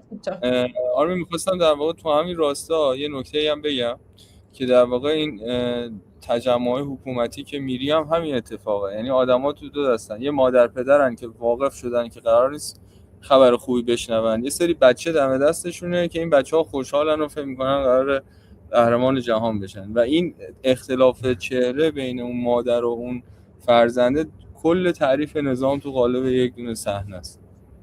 یعنی مادرها رو داری میگی جمهوری اسلامیه، اینایی که توی خیابونن رو میگی بچه‌ن؟ میگم که توی بدنه نظام در حال حاضر یه عده هستن مثل اون مادر و پدر که میدونن دیار افتاد و از اون نمیدونن چجوری از این بچه در واقع چیز بکنن، دلجویی کنن، بهش بگن پیروز شدیم و هی باید یه ظاهر خندان بگیرن جلو بچه ولی یه باطن گریان. همین چیزی که تو این کامنت ها میبینی در واقع همین اتفاق. So Potipto is saying when you go into the streets in the pro-regime protests, this is exactly the same commentary here. And Potipto is using an analogy to tell you what the mood is like. It's kind of like the regime officials are kind of like these parents that I imagine like your parents have gone bankrupt, but they can't tell their children. Right, so the children, they have to keep like acting like everything is okay. So the pro-regime people in the streets thinking like they're winning everything and they're strong and everything. So these are these little kids that the parents cannot bring themselves to tell them that everything is going to crap. Right, right. That's okay. The risk of them. All right. Only man. Okay. All right. Armin, I have some other footage I want to share with you as well. Okay. So this is new videos that are coming out.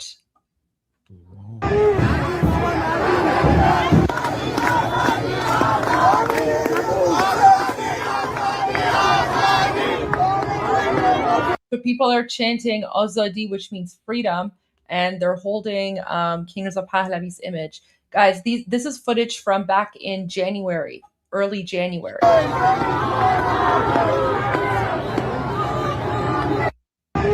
They're chanting Mag Bad Dictator. So there's that. And then here's some more. Here's some more new footage that we have not seen. Look at the crowd. Look at the crowds here.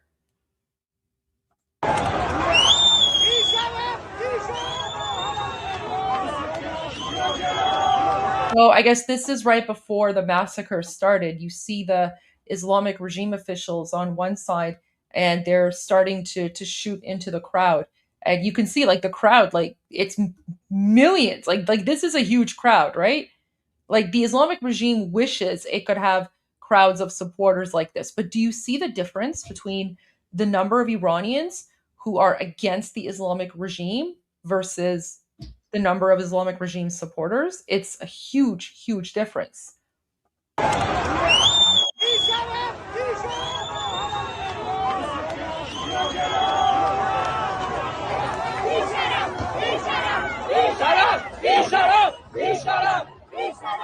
They're chanting Bisharaf, which means dishonorable. So and look at this, guys. So for those of you who were watching Iran Revolution live, when all this was happening, let me just turn off the comments here. So if you recall, when the crowds started getting really big, the Islamic regime purposely cut out the electricity. They put various cities in sort of like a blackout in order to try and hide the number of people that are coming out, because they didn't want the world to know how many Iranians are actually out in the streets demonstrating. But look at this. It's just like a sea of people, like nonstop. Look at this.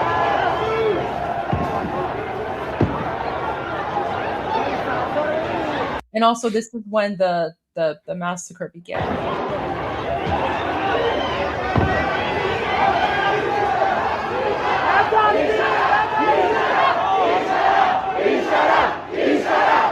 So as you can see, the Iranian people are chanting Bisharaf. you can also see that the Iranian people are peaceful, right? Like it's a very peaceful demonstration. And yet the Islamic regime, the ones with the guns, they start shooting into the crowd, and the Iranians respond bisharaf, which means dishonorable or honorless. Watch this. Goldie, can I have a comment on Yes. this matter? Sorry. Actually, I believe what we saw in the streets of Iran was first a peace through a strength, because after we appear so strongly in the streets, everybody believe, and we saw with our own eyes that that vicious militias of the suppressors of the regime become peace related and become a fan of peace.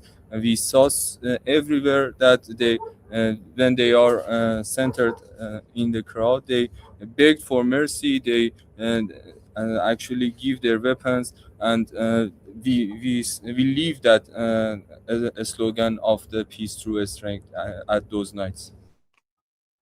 Yeah, absolutely. And the mistake was that we trusted them. We trusted them, and look what they did.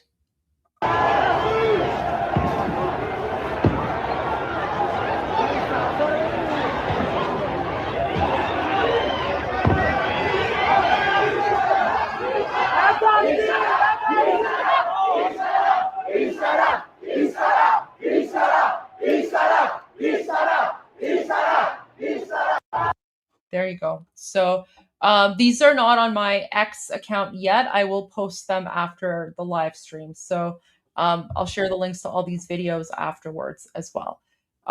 But yeah, Armin, that's what I wanted to share. Some of the new footage that we're seeing coming out of occupied Iran. Here's another one. Let me go to one more. Look at this one.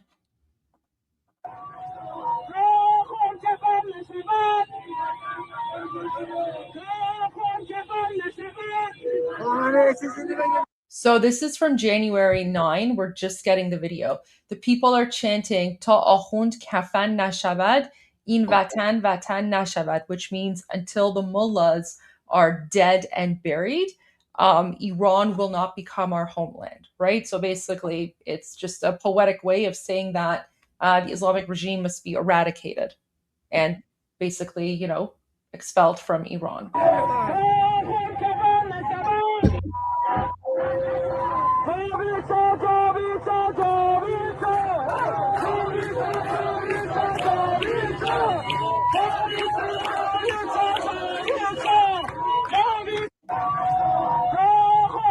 There you go. So I just wanted to share some of these videos with you all. And yeah, I will put them on my X feed after. Okay. So Goldie, are we doing super chat time now because we're in the hour, or no? Yeah. Like let's go to the super chats, because I know we have a few super chats, and then depending on how long it takes us to get through them, we can go back to some more updates. Okay. Just checking with you. Oh, I'm back. Oh, yeah. Why is it? Wait, let me why fix is it it. like this? Let me fix it. Where's the I have to bring the super chat. Oh, sorry. I was playing around with the layouts yesterday. There we go. Yeah. The super chat layout doesn't like me. No, you know what it is? Yeah. You know what it is? For some reason, like, I don't know what it is. For some reason, whenever I start a new live stream, it forgets the layout. Like I just have to remind myself before I begin to like just go into that scene and just put it on super chat view. I don't know why it does that. It's really annoying. Yeah. Okay, so we're doing super chats. We have Texas trucker Jeff saying, "Dirud, welcome Petipto. Stay sneaky. Yes, protect yourself, Petipto." Thank you, Jeff. Thank you so much for the support. Thank you, Jeff. Thank you, Jeff. And then we have Irb saying, "Dirud, Goldie, Armin, and Petipto." I like to say Petipto. Petipto is such a cool name, by the way. I have to say. Saying, I'm happy to be here again. I hope all these strategies will lead to the Islamic Republic leaving. Payende Iran and Javid Shah. Thank you. And Javid Shah, right back at you. Thank you so much for that. Thank you. Lior with a super chat saying, you should host Potipto on your Persian stream. I have, and I will again. Can I actually share this? Here, I look at this. Oh, nope. I have to go to this layout. This one. So this is me and Potipto on the on my Persian channel. And guys, I'm back to streaming on the Persian channel. Look at this. Look at this guy. I had a guest on the Persian channel. We were talking to the Iranians in Iran. So yeah, we're gonna Potipto. We are now back to streaming every day on the Persian channel. So if you ever want to hop in on the Discord, we're basically playing it from Discord when people come in. So if you ever want to come and join, you're welcome to join us. We'll see you. Oh, okay. Potipto saying I would love to. That's so sweet. Okay, and thank you, Leo, for the suggestion. By the way, Potipto, like the people when you came and you were when you were a guest on the show, I don't know if you checked out the comment section. People loved you in the comments. People were like, "Who is this intelligent, informed young man?" Like, wow, like we learned so much. So people loved you when you came. Yeah. So there we go. Oh, let me see if I'm doing anything wrong. Okay. Nope, I'm good. And then PC. Thank you so much, PC, for the super chat. Saying, I went to the Novo Festival Massacre exhibition today. Oh my God, harrowing. Oh my God. Ayatollah was the guy behind it along with others. Yes, the Islamic Republic. It has, by the way, guys, it has now been completely verified, not just by, media and journalists and people who are on our side.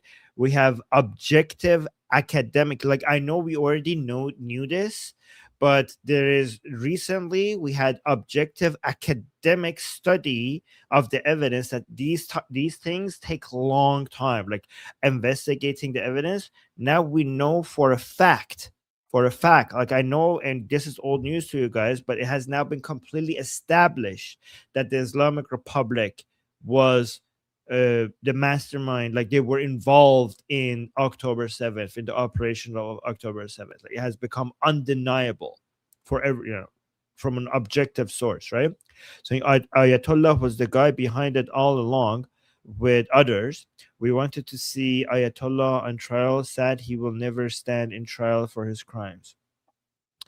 Yeah, I mean, yeah. As long as true, but PC, the way that we think about it is that as long as the Iranian people are liberated one day, then we don't. That's the only thing we want to focus on. It doesn't really matter what happens to the Ayatollahs, what happens to these garbage, evil people. The only thing we need to focus on is the liberty of the Iranian people. And honestly, I think that I know a lot of us have been thinking like, oh, this should happen to them, that should happen to them. I think once Iran is liberated, we will all be too focused on celebrating our new victory and the freedom of Iran that we're not going to bother worrying about I think we would be too distracted about the future of Iran and the prosperity. I know we would want justice for sure, but like the ones who we didn't get the chance to bring justice to because they're dead, we would be it's okay. Like it's okay, honestly. Like at that point, we're too busy being happy to worry about that. But I understand what you're saying. I understand completely, and I agree with you. I wanted to see him on trial as well. Okay, where are we? Thank you, Shannon. Thank you so much for the super chat. Shannon is saying, this just in, lawyer Mike Liar Pants says, okay, CNN, quoting CNN. Liar Mike Liar Pants. Okay. Okay. Okay, thank you, Shannon. Thank you, Shannon. Okay, that's funny. Ida, thank you so much for the super chat saying, Potipto, how are you? Oh, hey, Goldie and Armin. Okay, Patip. Oh, hey, hi, Ida. Patipto, how are you? Ida is asking. Thanks. Thank you, Ida. Love you. Thanks for asking. I'm doing just fine. Okay, good. Patipto, I know we already asked you that if you're safe, but are you also taking care of your health? Like, are you getting enough food, enough sleep? Like, I know you're fighting so much for Iran, but are you also taking care of yourself? Because we need you healthy. If you want to be a good fighter for Iran, you need to also take care of your health. So, are you taking care of your health? You're 100% right, and I agree with you. And actually, after I am feeling a duty on my shoulder, I have a better routine and I have a better life routines. So thanks to the revolution, my life's getting healthier. Yes. Because a lot of the people who are in the revolution, they think like, why should I worry about my food and my health and my sleep and drinking enough water and getting exercise? Who cares? Iran is suffering and I should focus only on that. And I think that's wrong, because if you want to be effective for Iran, you have to take care of yourself to be able to be more effective for Iran, right? So it's good that you're doing that, right? And I think we should encourage more freedom fighters to also take care of their health as much as they can. Yeah. Okay. And then we go to William. Thank you so much, William. Thank you so much for the super chat. William saying, MSM breaking news. Hoping we can't fix it. MSM breaking news. Oh, those are him catcher. Okay, I got the joke. Okay, it took me a second. I was like, what breaking news? What? Yeah, okay, good one. MSN breaking news, hoping we can't fix it. That's good. I've never heard that before. That's a good one, William. I like that. Okay, that's good. Oh my god. Okay. I'm not good at getting jokes, so I'm actually impressed with myself that I got that. I suck at getting jokes. Okay, in Persian we say dozerish keje. Dozerim keje. When somebody doesn't get jokes. All right, so PC, thank you so much again for another super chat. Guys,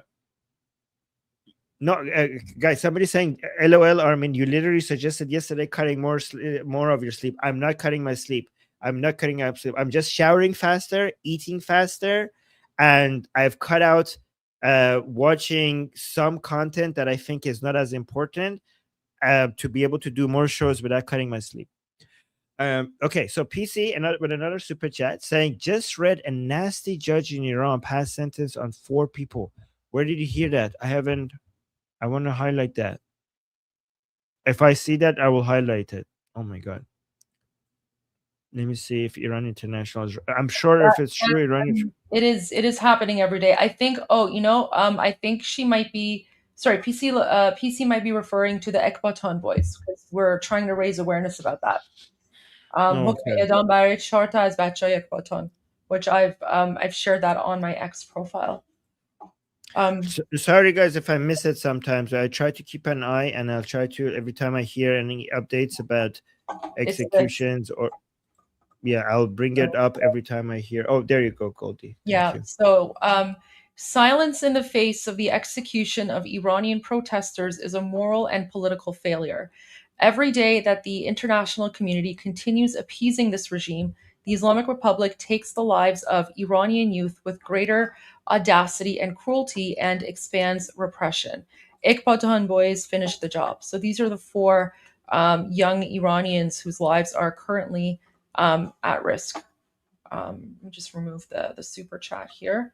So it's Milad Armun, Navid Najaran, Mehdi Imani, and Mehdi Hosseini. So yeah, these 4 young Iranian men are currently at risk of being executed.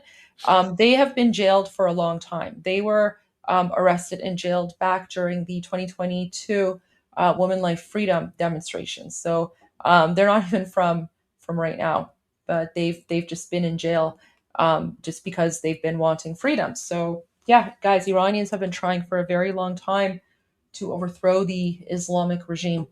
Unfortunately, it's been difficult.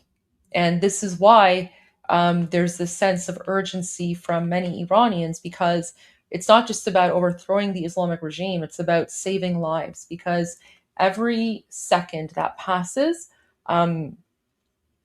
people's lives are at risk. So that's why there's a sense of urgency from the Iranian people to finish the job. Yeah.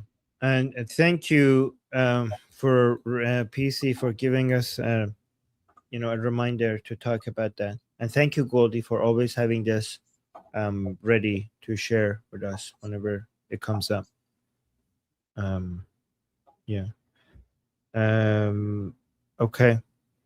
So let's go to another super chat saying, Christian Ronaldo is saying, do you agree that Jerusalem plus Athens build the West? I would add Florence to that as the Renaissance foundation of Renaissance that eventually led to the Age of Enlightenment. I like to say Jerusalem, Athens, and Florence, because I think a lot of Western values include what the big Renaissance, what came out of the Renaissance, and eventually, the Renaissance eventually led to the Age of Enlightenment. So I think Athens and Jerusalem is part of it, but doesn't capture the full thing. Okay. But yes, I do agree with that. Because when I add Florence to that list, then that's the European city, that like Jerusalem is not in Europe, and a lot of new modern European values is a lot more advanced than what we got from Athens, right? So that's why I like to add Florence. But yeah. Okay. And then we got and thank you for the super chat. Another super chat we got is from Sarah. Thank you so much, Sarah. Sarah saying, Patip June, my young kids get excited when they see your name pop up on the screen. They shout, it's Patipto! We love you. Be safe, Javid Shah. Oh, Patipto, look at that. That's so sweet. Actually, couldn't be more proud. Maybe, Armin, on that note, since we're on the topic of Patipto, let's take a break from the super chats, because Patipto has prepared an analysis of the situation that he wants to share with all of us. So let's go to that, and then we can continue with the super chats after. But I figured since we're on the topic of Patipto, this could be a good little segue. So Patipto, where's the thing here? Wait. Where's the layout? Sorry, give me one moment here. All right, there we go. All right, Patipto, please go ahead. And Thank no you. need to rush or anything. Take your time. In fact, I gathered my analysis in 3 parts. So if you think when it's time to have a break or we can change the context, it's okay for me. First of all, I want to start my speak with a great, a powerful shout out to Israeli people inside Israel right now, because as the media right now focused in Middle East region and Iran and conflicts in Strait of Hormuz, I see and I know they are getting bombed right now, and they seek shelter. So I just want to mention that and be very thankful among our people and send a message to them. And by the next context, I just want to repeat that about Ekbatan boys, because these people, these young fellows, these great and brave patriots, not only a year or 2 or 3, they are more than a 3 year, more than 1,000 days are facing the time of their execution. The judge of their case, the Qazi Salawati, as you know him, is a devil, that not a judge, and he when you see him in person, as I do, you can read in his eyes that he has already made his decision, and there is no chance for you to change the situation. So you have to know more about this demonic judge Ghazi Salawati, and you have to believe that this situation is so critical, and I wanted to ask you to put yourself in their perspective, that as a prisoner who held hostage for so long, so many days, it's a undoable job, it's a unbearable job, but you already facing that the time of your death or execution, and playing mind games with you for more than 1,000 days. So I believe, and I just wanted to see a future that these Ekbatan boys live among us. I cannot actually imagine that we lose this to Ghazi Salawati. So with that in mind, I gathered an analysis, and I think try to actually use mathematical facts that the regime is on their last beat, and share this matter with you. For a context, I try to tell about this Zugzwang situation, and you can search more about this keyword. But right now, the Islamic Republic is in the state of Zugzwang. For those who don't play chess, Zugzwang is a position where any move you make only accelerate your own defeat. They have passed the point of no return. They cannot escalate their way out of the US military blockade, and they cannot negotiate their way out of the anger of the Iranian people. Let's look at the Trump administration's current domination, as we saw in the speech that Goldie shared with us, of this conflict. President Trump is maneuvering from a position of absolute leverage, because he and the US military know a fundamental truth. The IRGC has been beaten into submission. Their infrastructure is shattered, their leadership is decapitated, and their deterrence is a ghost. Any deal that materials from Washington now won't be a lifeline for the mullahs. It will be a formalization of their surrender. Inside the country, the terror you used to associate with the regime has turned inward.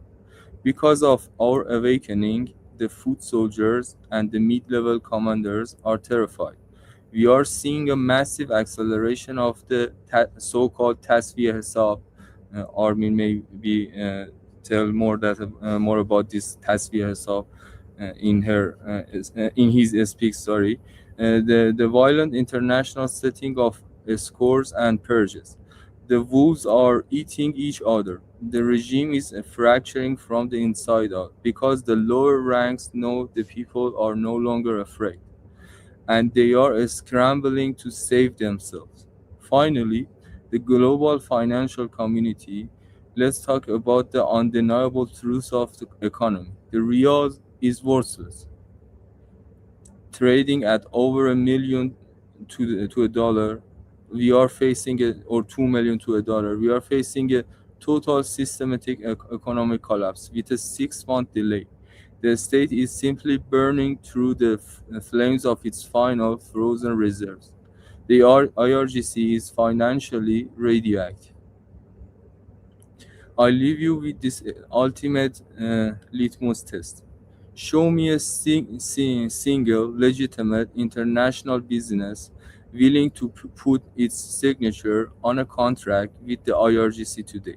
You cannot, and until you see a legitimate globally entity willing to tie its name to this cartel and talk the IRGC, and any talk that the IRGC has survived is a pure fiction.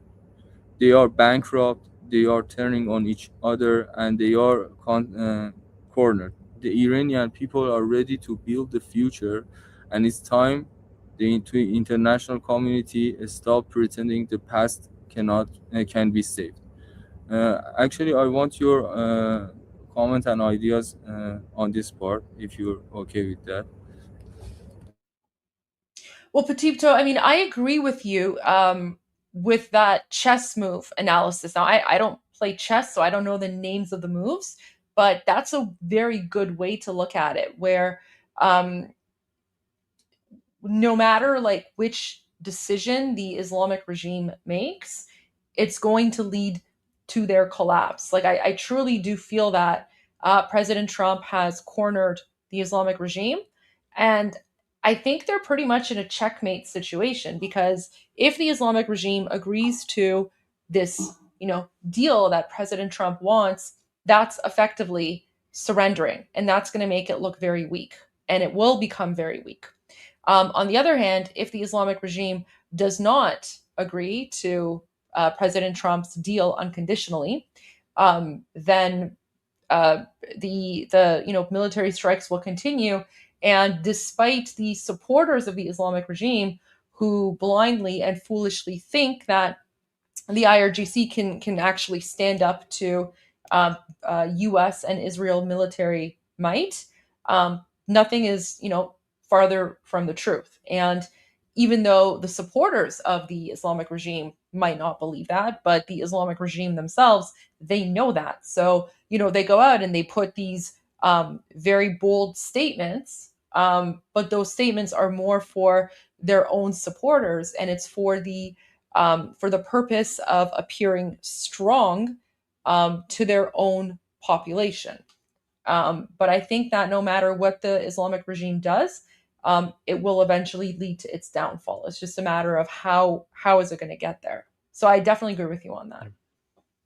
So when it comes to you talking about President Trump has leverage, I think a lot of what President Trump is doing can be understood more if you zoom out and take the larger global international global geopolitical moves that are at play here into consideration. Because some people are focusing on Israel, some people are focusing on Iran or the Arab countries around the Persian Gulf. But when I think a lot of, based on what I'm saying, President Trump is doing, President Trump is basically keeping an eye on every move that he's making and how that influences, how that weakens the Islamic Republic, but also with China, the position of Israel in the Middle East, the new relationship that the Arab countries in the Persian Gulf, the agreement, the unwritten agreement that started the petrodollar, the renegotiation of that between the United States and the Arab countries in the region. He's basically playing a bigger game, and he's making sure that the decisions he's making is basically rebalancing the entire global order in favor of the United States. He's not doing, he's not basically looking at things in isolation. And if you actually look at it globally, he actually does have a lot more leverage. And America as a whole has a lot more leverage than people understand. But yeah, I'm not going to go into detail, but that's my understanding of it. Thank you, guys. Thank you, Goldie. Thank you, Armin. And thank you, Armin, for sharing that bigger picture with us, because I see that too. And it's a more important thing for international people to understand, and don't be a panican or try to rush the process. So to continue my analysis, I've tried to make an example, a true example from what we see in Iran, and try to translate it to what current situation is and what is going to be. Actually, I want to address directly to the analysts in Washington, London, or anywhere in the world who keep telling us the regime is stable. Step out of your thinking tanks and look at our dinner tables. You want a deep understanding of how this is suffocating the dictatorship. Look at what is happening in our local grocery stores and bazaars right now. We are witnessing a structural collapse of basic human necessity. fresh fruits, raw meat, basic proteins, the food grown by our own farmers are skyrocketing in price so fast, hourly actually, that they have become luxury items. It has actually become more affordable and practical for a family in Tehran to buy canned, packaged, and preserved goods than to buy raw ingredients. Think about the sheer gravity of that inversion. It means our domestic supply chains are fundamentally broken. The cost of fuel, the cost of fertilizer, and the collapse of the rial have made it impossible for raw food to move from Iran's farms to our plates at a price people can afford. This isn't a minor economic hiccup. It is a terminal chokehold. A regime can manipulate its currency on a state-run screen. It can print fake data and it can threaten merchants, but it cannot force a broken agricultural supply chain to feed a nation. While the IRGC wastes its final dwindling resources trying to protect its military command structures from Western blockades, the very ground beneath their feet is rotting away. We do not need our intelligence briefing to know the regime is dying. We see it every time we try to buy food. The system is suffocating itself, and no amount of political spinning from the mullahs can hide the empty shelves and broken markets. This specific economic indicator, where processed goods underpriced raw local produce, is a classic hallmark of a falling state whose internal infrastructure can no longer sustain basic transport or cultivation. So we keep that in mind, and with this point, I just wanted to change the perspective to uh, what is going to happen next and tomorrow and the day after. What are you witnessing inside Iran today is not a chaotic, blind explosion of anger. We have outgrown that. What you are witnessing is a wise, calculated, and highly organized national reclamation. The architecture of our victory is already visible. Look at how the regime's system of violence is dismantling itself. Tyranny is an expensive enterprise, and the Islamic Republic is completely bankrupt. The IRGC can no longer afford the loyalty of its enforcers. When the money dries up, the mercenaries walk away, while they turn on each other in the desperate internal purges to secure the final scraps of a dying treasury. The Iranian people are striking a synchronized blow. From our oil fields to our transport networks, national strikes are peacefully freezing the remaining muscles of this dictatorship. But the true momentum does not lie in what we are destroying. It lies in what we are ready to build. For decades, the international community hesitated to support us because they feared chaos. They wondered what would happen the day after the mullahs fell. Today, that question has a definitive, unassessable answer. Under the leadership and unifying vision of Crown Prince Reza Pahlavi and the Iran Prosperity Project, we have a meticulous, a clear roadmap for our future. We are not guessing anyone. We have a plan to stabilize our broken economy, secure our critical infrastructure, transition safely through an interim authority, and hand total sovereignty back to the Iranian state via a free, fair, and secular national referendum. We are ready to transform Iran from a global exporter of terrorism into a beacon of stability, ready to normalize relations with the free world and replace regional conflict with regional prosperity. The panickans in foreign capitals can stop trembling. The transition from darkness to light is already engineered. Let this be heard in every corner of the world, and let it echo through the bunker walls of the remaining forces of Tehran. Your forces are quitting, your economy is dead, and your time is up. The IRGC is the past, a free, democratic, and prosperous Iran is our undeniable future.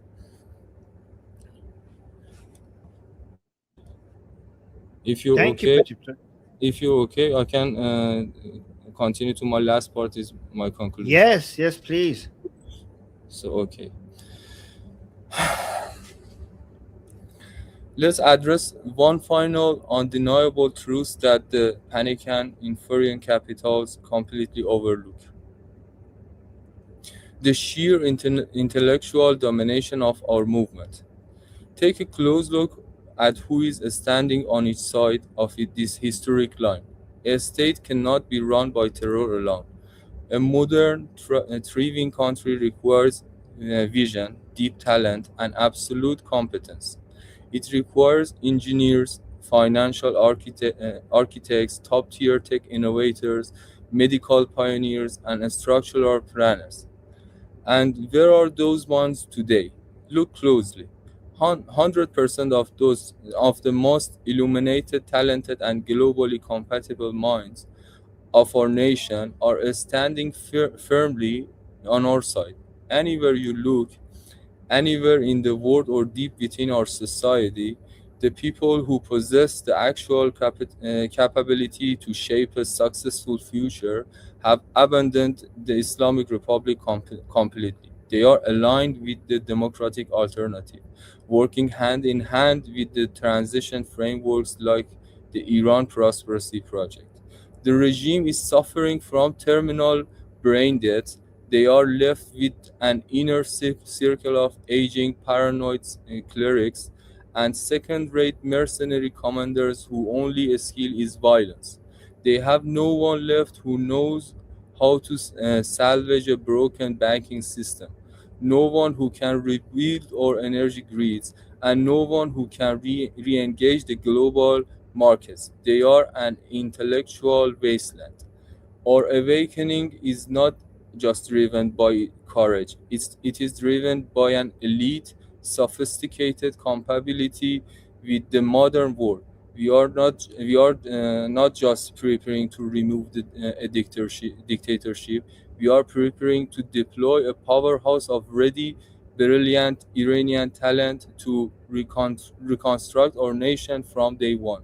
The international community needs to understand this clearly. The choice isn't between the current regime and chaos. The choice is between decaying cartel of thugs who belong in the past and an alliance of the brightest, most capable minds of a generation who are ready to claim the future. The IRGC is bankrupt, relict of the past. A free, brilliant, and illuminated Iran is our undeniable future. Thank you. Thank you, Patipto. Thank you. Beautiful. That was Love wonderful. Thank you for sharing. Thank you. Thank you so much. You're most welcome. It's always such a treat to have you here with us, Patipto. Our audience really, really loves you. And, I was actually thinking about you yesterday. So I'm so glad that you reached out, because I haven't heard from you in a few days. But I'm glad to know that you're safe and you're okay. And, we're all here for you. So, yeah, always a pleasure to have you here. Pleasure is mine, Goldie. And actually, as I said in last live streams, part of the time of my daily routine is thinking about you and the live stream and what can I gather and to actually become to offer to people on this live stage. So it's always my pleasure and it's my honor to be with you. Oh, thank you. Patipto, even if you don't have any news or info, or if you haven't had time to prepare or gather anything, you're always welcome. You can just come hang out with us and we can watch things and you can always provide your commentary as well. So you're always welcome to join, even if you have, nothing prepared or you just want to be amongst friends. That's so kind of you. We And what? no, Tell me. we learn. Oh, sorry. Yeah, we learn a lot from you, but even when we don't, we just love hanging out with you. Actually, I couldn't be more proud from hearing this from you, Armin and Goldie, and it's my pleasure. And I have a strange feeling that maybe these days I can share my webcam feed with you. I don't want to show myself, but I think the situation is going through some safe possibilities that I can show just my only webcam feed to you. Be careful. Be careful. I know. I just don't want to terrify you, but I assure you it's safe to do so. I mean, I would honestly, I would rather you don't, just because, you know, you never know with the Islamic regime. خیلی وحشیان. Better to be safe than sorry. It's just a feeling. Well, you know, Petito, don't forget, we already have a picture of you, remember? Yes, I do. Let's bring up Petito's picture. Remember, guys, we asked Grok to generate an image of Petito based on his social media posts on X, and this is what Grok came up with. So if anyone wants to know what Petito looks like, this is what Petito looks like. And he's got a pet cat and a pet dog.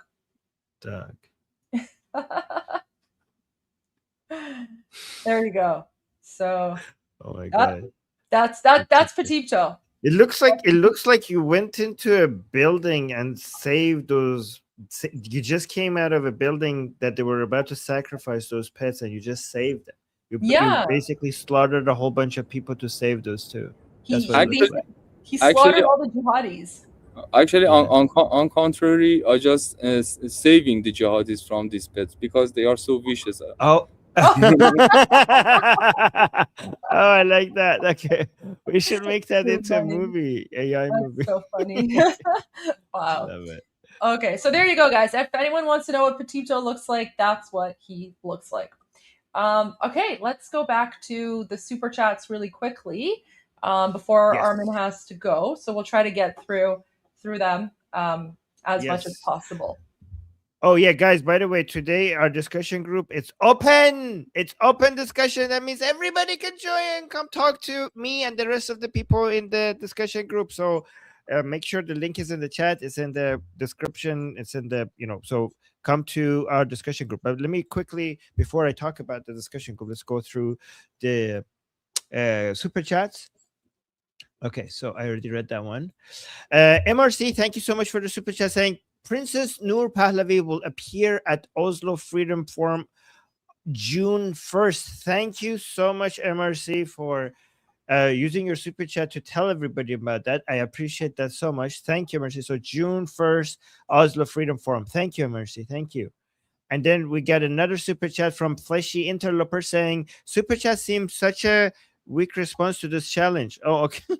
Okay, well, what the challenge to get to? Okay, well, it's this. I mean, it's supporting the channel. So thank you, Flesh Interloper. I appreciate that. Thank you for the support. Casey is saying, have you ever watched Victor Davis Hanson? I have. I have to see his face. I'm not good with names. I have to see his face to be able to tell you. So let me see. Yes, I have. I don't remember his views though. Is it good or bad, Goldie? He's good. Good? Okay, good then. I know I've seen him on shows, but I forgot what his views were. And then we got I will look more into it then. Okay.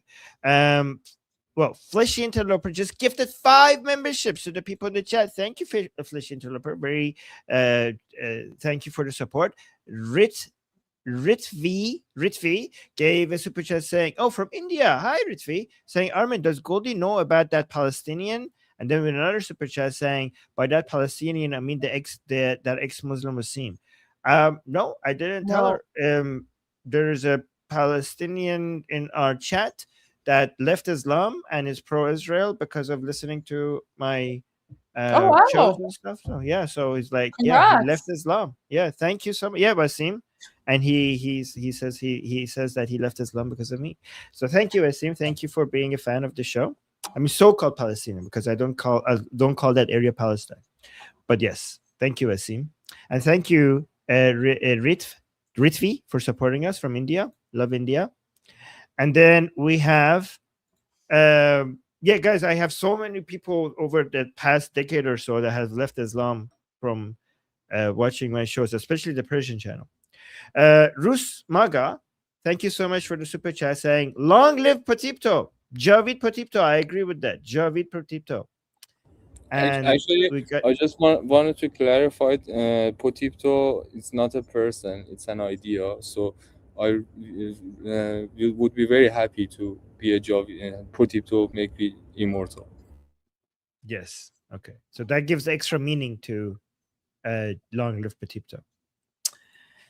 And then we have Jim Jam. Jim Jam, thank you so amazing. Love the username. Saying thank you for the super chat. Saying I work in tech with Iranians and they are best co-workers, smart and always share their knowledge. Oh, I hope to visit Iran once its people are free. Well, we will love to have you, and thank you so much for that compliment to the Iranian people. Thank you, thank you. And then we have just a quick tip, Jim Jam. If your Iranian coworkers ever invite you over for food, accept 100%, because you're going to have like the best meal and there's going to be so much food. Our style of hosting is very similar to Italian. So it's just like food everywhere. There's like pre-appetizers and then appetizers and then, the main course and then dessert and then pre-dessert. So if you ever get an opportunity to have like Iranian food, definitely go for it. It'll be a nice treat. Yes. And then go on an extreme diet for 1 month to recover from it. But that is true. Okay. All right. And this is my cue. All right. We have Van Die Veld. Thank you so much for the super chat saying for these four young. Oh, okay. For these four young men, Payande Iran Javid Shah. Thank you so much. Thank you so much, Van Die Veld. I really appreciate your support. Thank you. And thank you for saying that. William, thank you so much for the super chat saying, can't wait till it's safe for Potipto to face reveal. Yes, wouldn't I can't wait for all the Iranians that we always I talk to on the Persian channel, and all the ones that are active from Iran. I don't know what most of them look like. Imagine it would be so crazy when one day they get to talk to me with their real faces and their real names. It's such a foreign experience for Iranians to just freely come online with their faces and talk about politics. Like so many Iranians are not used to even how that feels like. So imagine that. And then thank you so much for that. And then we have another super chat from Vicky. Vicky saying, Potipto, is internet back? Yes. So guys, be careful. When we say internet is back, is not completely back. And also the part that is back is filtered, right? So the way that people describe it is they went from solitary to the other they're still in prison, but they just were removed from solitary to the rest of the prison, right, Potipto? It's still filtered. You're right on point. Yeah. Oh, thank you so much. And then Ida, thank you so much for the super chat, Ida. So supportive, so kind, saying, Potipto, you are the best. Thank you for thinking about us, especially in your situation. It is much appreciated and not at all trivial. Stay safe, take care of yourself, and be peace. Love from Israel. Yes, Potipto thinking about us and thinking that we our audience needs to get updated on the information that has is very, very kind and generous of him. Thank you, Potipto.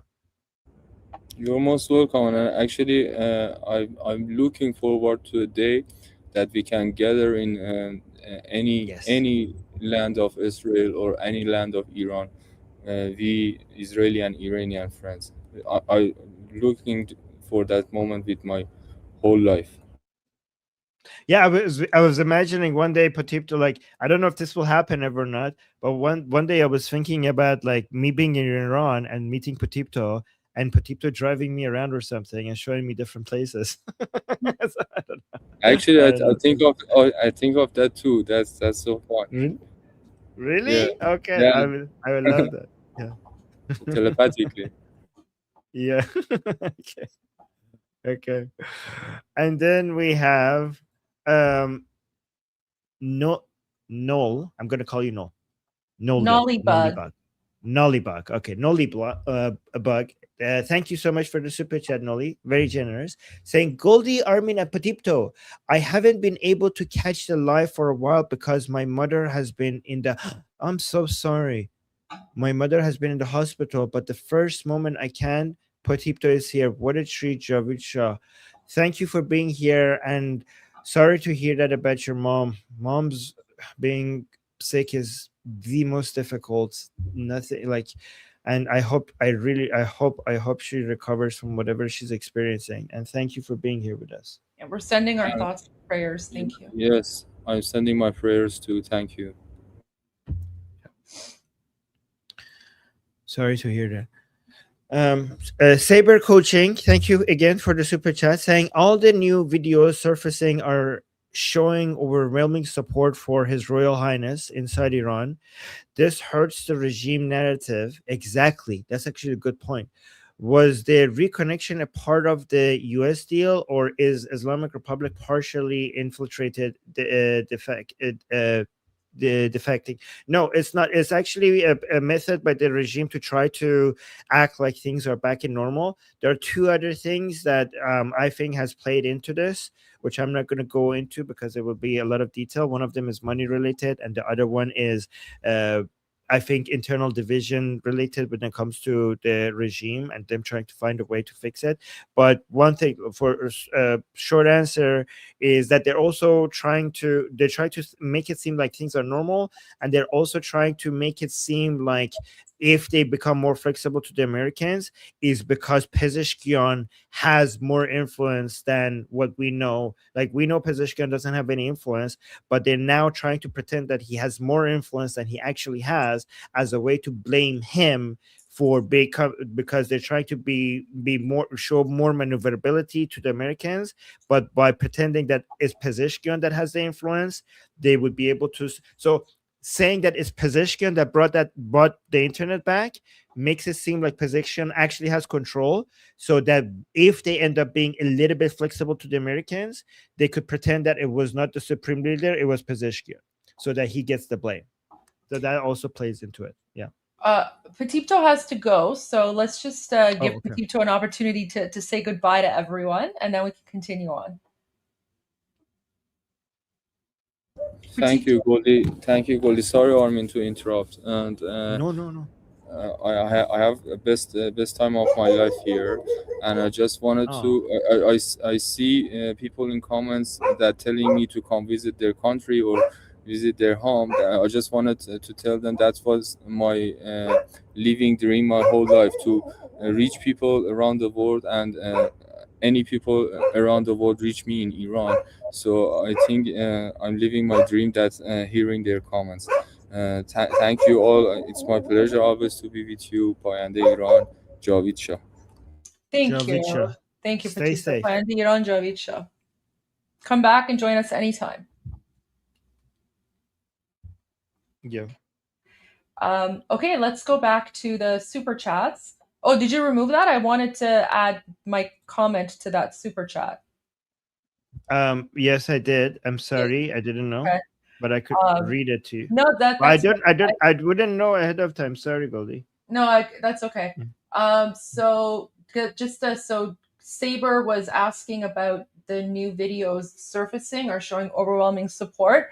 I've actually compiled an entire list of these videos along with messages from people inside of occupied Iran.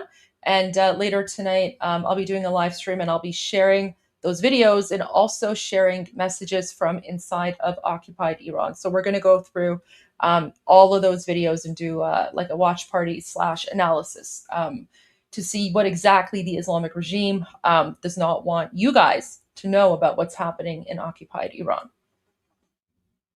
Beautiful, beautiful. Thank you, Goldie, for doing that. All right, Agent Anderson, thank you so much for the super chat. Very generous. Saying anti-Zionism equals anti-Semitism. Exactly. Exactly. Anti-Zionism is basically denying the right to self-determination for Jews, and is anti-Jewish hatred. That's what it is. Don't let people separate anti-Zionism from Jewish hatred, right? Which it is. And I like to say Jewish hatred instead of anti-Semitism because it has more impact when I say that. But anti-Semitism, that rhymes better, so I get that, right? 100% I agree with you. And then you continue saying, I prefer Jew hate exactly over anti-Semitism. Oh, yeah, so you agree with me. That's what I say as well. The bro Ballies say they are the Semites, not the Jews. Yep, they do say that. But it was the Nazis. It was the Nazi Wilhelm Marr. Did I read that right? Who started the term. Don't blame the Jews for the word anti-Semitism. Yep, no, I completely. Yeah, I said I don't blame them. I think it's fine to call it anti-Semitism. But it's just have more of an impact when we call it Jew hate or anti-Jewish hatred. You know what? Actually, I like Jew hate more than anti-Jewish hatred because it's shorter and it has more of an impact and it shows how disgusting and vile it is. So I'm gonna go with that from now on. And thank you so much, Agent Anderson. That was for the super chat. Wiki with the super chat. Thank you so much, Wiki. Saying Goldie and Armin, real Iran news. Oh, thank you. Yes, thank you so much. That's very sweet. That's very sweet. Thank you, Wiki. And then I don't know how to pronounce this name. It's Hebrew, but I'm sure it's a beautiful, beautiful name. And thank you for the super chat. Saying Javicha and then Payande Iran. Yes. What is the GAP, Goldie? Do you know? No. Yeah, no, okay. But thank you so much. Very generous. Very, very generous. Oh, maybe it thank just you so means much. like a pause, maybe like Javid Shah pause Payande Iran. Maybe I'm not sure. I wouldn't know. Interesting. Okay, and thank you, guys. If you know how to pronounce that, the pronunciation is Yehzkel. Is that how you pronounce that? Well, thank you, by the way. Thank you so much, and hopefully we get to come see you. It looks like a food channel. Yeah, Anyways, thank you, guys, and thank you for a very generous super chat. And then we go to another very generous super chat. Thank you so much, Atil. Thank you so much for the support. You guys are so kind. Atil is saying, "You guys are a breath of fresh air. I am listening to you since the massacre of January. The mask off moment was undeniable, and the sacrifice of Javidnams will upgrade civilization on the long run." Oh my God, that's so beautiful, so well put. Patipto, hold up, brother. Please keep safe, all of you. I will tell Patipto you said that. Okay, I will pass on the message. And by the way, this is from the Denmark, I think, right? I think this is from Denmark. Thank you so much for supporting us. Very, very kind. And then we have CR. I'm going to call you CRW. Okay. I don't know how to pronounce the rest of it. But thank you so much for supporting us from Canada. Thank you. And then we have JJ right again with another super chat saying, my mom's favorite saying, "Akhund hamine dige." Akhund hamine dige. Akhund hamine. Yes, that's a good one. Yeah, exactly. I've heard that. I've heard that so many. Again, our mothers and grandmothers and older generation do say that a lot. You're right. That's a very common. Akhund dige. Akhund hamine. Okay, by the way, guys, it means like it's. This is how mullahs. It's obvious. It's a mullah. This is how mullahs operate. Like, so, whenever you see something disgusting or vile by the mullahs, you're like, well, of course it's a mullah, right? That's how you respond, right? And then we have our last super chat. I'm late for our discussion group. I'm gonna finish this fast. Well, good timing, by the way. Last super chat by Victory. Thank you so much, Victory, for the super chat, saying, "I've seen reopenings." Reporting. Sorry, I see reportings on Secretary of State Kerry. I don't know verbally admitting that some of the JCP. Yes, okay, John Kerry basically saying, admitting that some of the JCPOA fines might go to terrorism. You might want to play that so people know that naive that naivete could be dangerous. If I find it, I don't know, verbally, Senator, sorry, the screen was so far away, I didn't understand it. Yeah. So Kerry was basically President Obama's Secretary of State when the JCPOA was signed. You're saying he verbally admitted that the JCPOA funds went to terrorism? He verbally admitted that? Might go. Huh? He said might. Oh, might go. Okay. That's But what that is a huge admission. Oh my God. Sorry for reading it wrong initially, Victoria, but now I got it. Yeah, that video would be so helpful, because I always say Obama funded October 7th. Okay. So if the people who were responsible for JCPOA are admitting that much, that's a huge admission. So I hope I find that video. So thank you for bringing that to our attention, Victoria. That's a really good one, especially now. That's very important for us to highlight, given everything that is happening. And thank you so much, Victoria, for bringing that to our attention. And thank you so much for your super chat. And guys, if you don't mind, I'm just gonna this is Potito. This is a discussion group. Let me put the QR code on the screen here. So guys, you could come to the discussion group. Remember, today is open to everybody, so everybody could come join and talk to me and the rest of the people in our discussion group. The link is in the chat. The link can be accessed by scanning the QR code on the top left. Also on the YouTube channel, my YouTube channel, Liberty Politics, the link to the discussion group is in the bio. So I hope I'll see you guys there. And I'm already late, so I'm going to go jump right in. And Goldie, you already mentioned that you are going to go live again. Can you just watch over what's the new video footages that are coming from Iran? Can you show us when that's happening? Yeah, so I've scheduled it for 8:30 because I have a few meetings before that. So guys, contrary to what you might think, I do still have other work as well. So I have a few meetings, and then I'm going to be going live at 8:30, and looking forward to seeing all of you then, both on YouTube, on Rumble, on all my social media platforms. It will all be there, and I'm looking forward to that. Awesome. Okay. So that's that. Let's bring this down here. Okay, Goldie. So I don't think we can do it at the same time. I'm not good at that.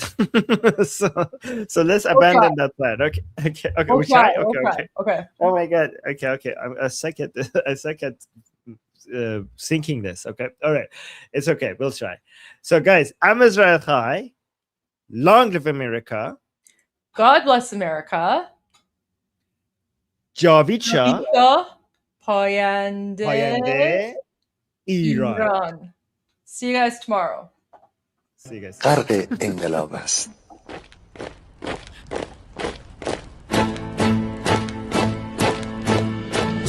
کشور ما، تاریخ ما در سینگر فرا گرفته، گویی اهورا مستا دوباره در نور خود مرا گرفته.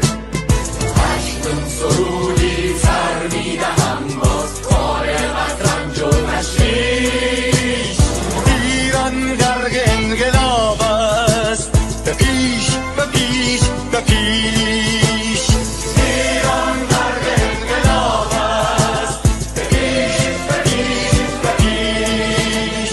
هن ای پدر، هن ای پسر، برخیز و با ما شهنگاه، تا درد آن تجربه تلخ ما را نکشیده در پا. بگذار هر دم ببرند گرگ‌ها دم لباس میش. ایران غرق انقلاب است، به پیش به پیش به پیش. ایران غرق انقلاب است، به پیش به پیش به پیش.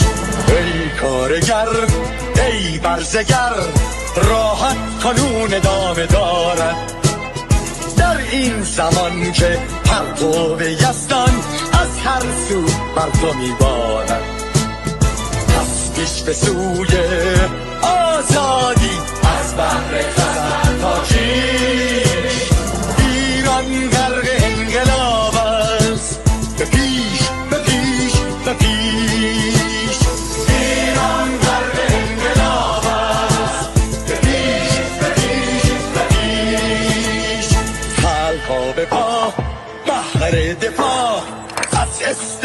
و آزادی تا بشکنیم پشت ارتجاع تیریزی ویران آبادی تا زنده سازیم سنت‌های می از بر آیین و کیش ایران غرق انقلاب است به پیش به پیش به پیش ایران غرق انقلاب است به پیش به پیش به پیش به امید روزی که تمام این دلبشو و انقلاب تموم بشه و ما در روشنایی، نور و سعادت مردم کشورمون غرق بشیم. نه خارجی نه بیگانه نه مستشارهای ویرانی نه چیر خاران نه کاسلیسان فقط هم رزمان ایرانی با شرافت میهنی بسازی بهر فرزندان خویش ایران غرق انقلاب است به پیش به پیش به پیش ایران غرق انقلاب است به پیش به پیش به پیش مردان بیایی داخل صف ما اکنون که آغاز رویاست دشمنان بدانید ما زنده هستیم بعد از ما هم ایران پابرجاست آن روح شیطان ما را فریب داد با صد شعار مردمیش ایران غرق انقلاب است به پیش به پیش به پیش ایران غرق انقلاب است به پیش به پیش به پیش پرچم ما پرچم ایران غرق خون شهیدان روی شانه هامان حمل میکنیمش در هر خیابان و میدان تا ماسک دلقکان را برداریم از روی تسبیح و ریش ایران غرق انقلاب است به پیش به پیش به پیش